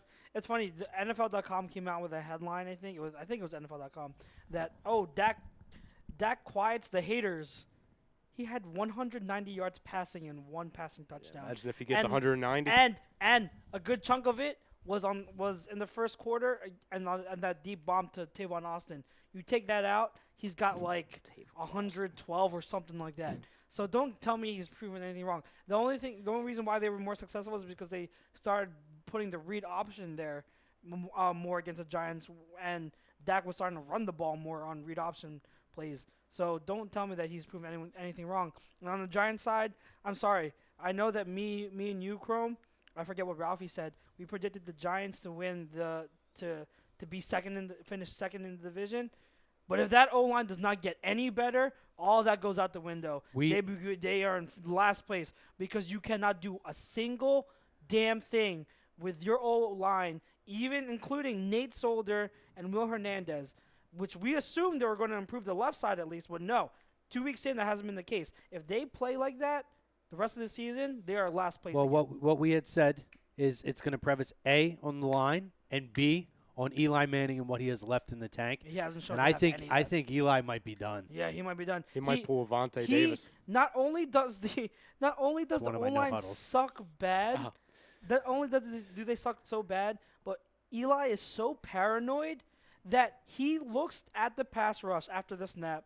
He looks up for a quick second, and then if he sees the pass rush, he sacks himself. He purposely goes like this and waits to be sacked. Don't even, Giants fans, if you're listening to this by any chance, don't even deny it because you know what you saw. Eli Manning is so paranoid and scared to get sacked that he sacks himself. So that's really bad. Giants, if that's the case, Giants finish last again. I'm sorry. I'm going to run through the rest of mine really, really quick as quick hitters. Phillip Lindsay, the running back for the Broncos, he's good. Clay Matthews hit on Kirk Cousins late in the game that led to the eventual game-tying touchdown. Not a penalty. That's not a penalty. That is egregious. That is horrible. They've got to stop that crap because now it resulted in a tie. Wait, and then I was watching on NFL Network, and Dion's saying it's not a penalty, and Shannon Sharp and LaDainian Tomlinson was kind of in the middle. Shannon Sharp is persistent that he picked him up and drove him into the ground. And they ran it super slow-mo, and Dion's like, where is he picking him up at? He has nowhere to go. He literally just finished the play at the actual instant of when the ball was thrown.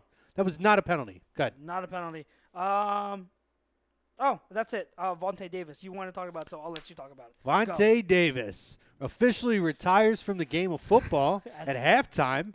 He looked pretty happy. The best part is the explanation of health-wise he doesn't know if he can do it. Yet they show him cheering and pumping and shit in the first half after he makes a tackle or breaks up a play or whatever the hell it was. But that just tells you that is so Cleveland-ish for something like that to happen. I think the Buffalo Bills are the new Cleveland Browns of the NFL. Even though Cleveland still does very Cleveland-y type of things at this point, clearly the new laughingstock of the NFL is going to be the Buffalo Bills, I don't know if they win a game. Easily the worst. I don't know if they win a game. That's what I said. Easily the worst football team. They could be the worst team in the league. I said that. Yeah. I picked Miami to finish last in the division, but I said it wouldn't shock me if they finished maybe third. I thought the Jets were clearly. Miami looks pretty decent right now. Tannehill looks good. The defense looks really strong. But I'll tell you right now, Buffalo, good Lord, worst team in football. That's not going to change. I don't think. They are not going to win a football game this year. Book it down. Lock it in. Congratulations on a great career and a great first half, Vontae. Enjoy retirement.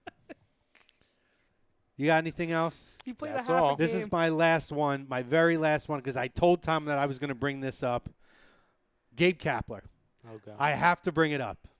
And and again, this is from an impartial fan, all right? And I get it. Gabe Kapler's made a lot of mistakes, but why are the players getting a bye in all this? Why is it fire Gabe and nobody's mentioning anything about the fact that the players haven't hit since July? There's no excuse for that. At some point, somebody's got to get lucky and get a hot streak. I don't care if you're hitting 8th, if you're hitting 2nd, if you're hitting 6th, or if you're hitting 9th. At some point, you guys got to start stringing some hits together. The pitching outside of Nola hasn't been great. In my opinion, you're talking about this strong core outside of Hoskins and Nola. Nobody is untouchable or irreplaceable on this team. And the argument that I had today was, I had said, this guy deserves at least a second year, even if it's on a short leash, to have the opportunity. I am of the rule, and I talked about this with Doug Peterson, that whether you agree with the hiring or not, a head coach or a manager deserves 3 years if that's what the contract is, 3 years for an opportunity to show what you can do. First year is to learn. Second year is to improve. Third year is when the leash starts. If you're bad, you get cut. If you're good, you play out, you extend, whatever it is. Why is it that we're so quick to give these first and second year guys passes and buys because they're first and second year guys? Well, guess what? Gabe Kapler's a first year manager. And oh, by the way, he's doing the job he's hired to do, which is go analytically, because if you know this front office, that's what they want, a guy who goes by the analytics. They're not an old school type of guy. If he's not there, they're going to put another guy similar to him right in place. So the argument that I had was, well, the team quit on him. Well, let me tell you, if you got first and second year players who aren't owed anything in this league and have proven nothing and have not earned a spot in anything yet, are willing to quit on their coach or their manager that easily, another guy who is in a similar situation of first year learning, well, you know what? I'm questioning the core of my team then. The fact that these kids have no heart, that they feel like they're that entitled that they can have an opinion or they can get all salty and quit on their coach. You need to go out every day. You need to play as hard as you can and earn your spot. That's the bottom line, and that's what I have to say about it. I ain't saying Gabe don't deserve it, because Gabe has made a lot of really questionable decisions. But that being said, he's doing the job he was hired for, and the players still got to go out and play. So if they quit on their team, then screw those kids. They don't have the heart that it is. That's not the core of your team. You have Aaron Nolan, Reese Hoskins, and whoever else ends up showing up. So that's it. Fire Gabe next year, not this year. Good show, guys. Good show. Good show. Ryan, thank you for producing a great show. It was great to have you back The Good to be bro. on here, Birds of guys. a Feather. Good to be back. The Really bro. appreciate it. You'll be on the Fix tomorrow. I will. And we'll also have AM and the PM tomorrow. Thursday, Lazy Booking, Hockey Happy Hour. Saturday, we have we don't have anything Friday, right? Friday or No. Saturday? Friday- Saturday we got Julian. That's right. Saturday, we got Hooligans. We have Agree to Disagree on Sunday. On Monday, we have In This Very Ring, right? Yep. The new show, the new wrestling show, which did really good this week. People enjoyed it. So make sure you check them out. And obviously on Mondays, we have Sports Hounds. So, and Lazy Booking, damn it. Birds of a Feather. We'll be back next week. Looking forward to talking, recapping week 3, getting ready for week 4. Hopefully a lot more good news on the injury front coming back going into next week. Thank you guys for joining us on the Fam, Instagram, Facebook, Periscope, YouTube. Looking forward to talking next week. Enjoy your week. Ginger Jesus is back. Fly, Eagles, fly. Let's go.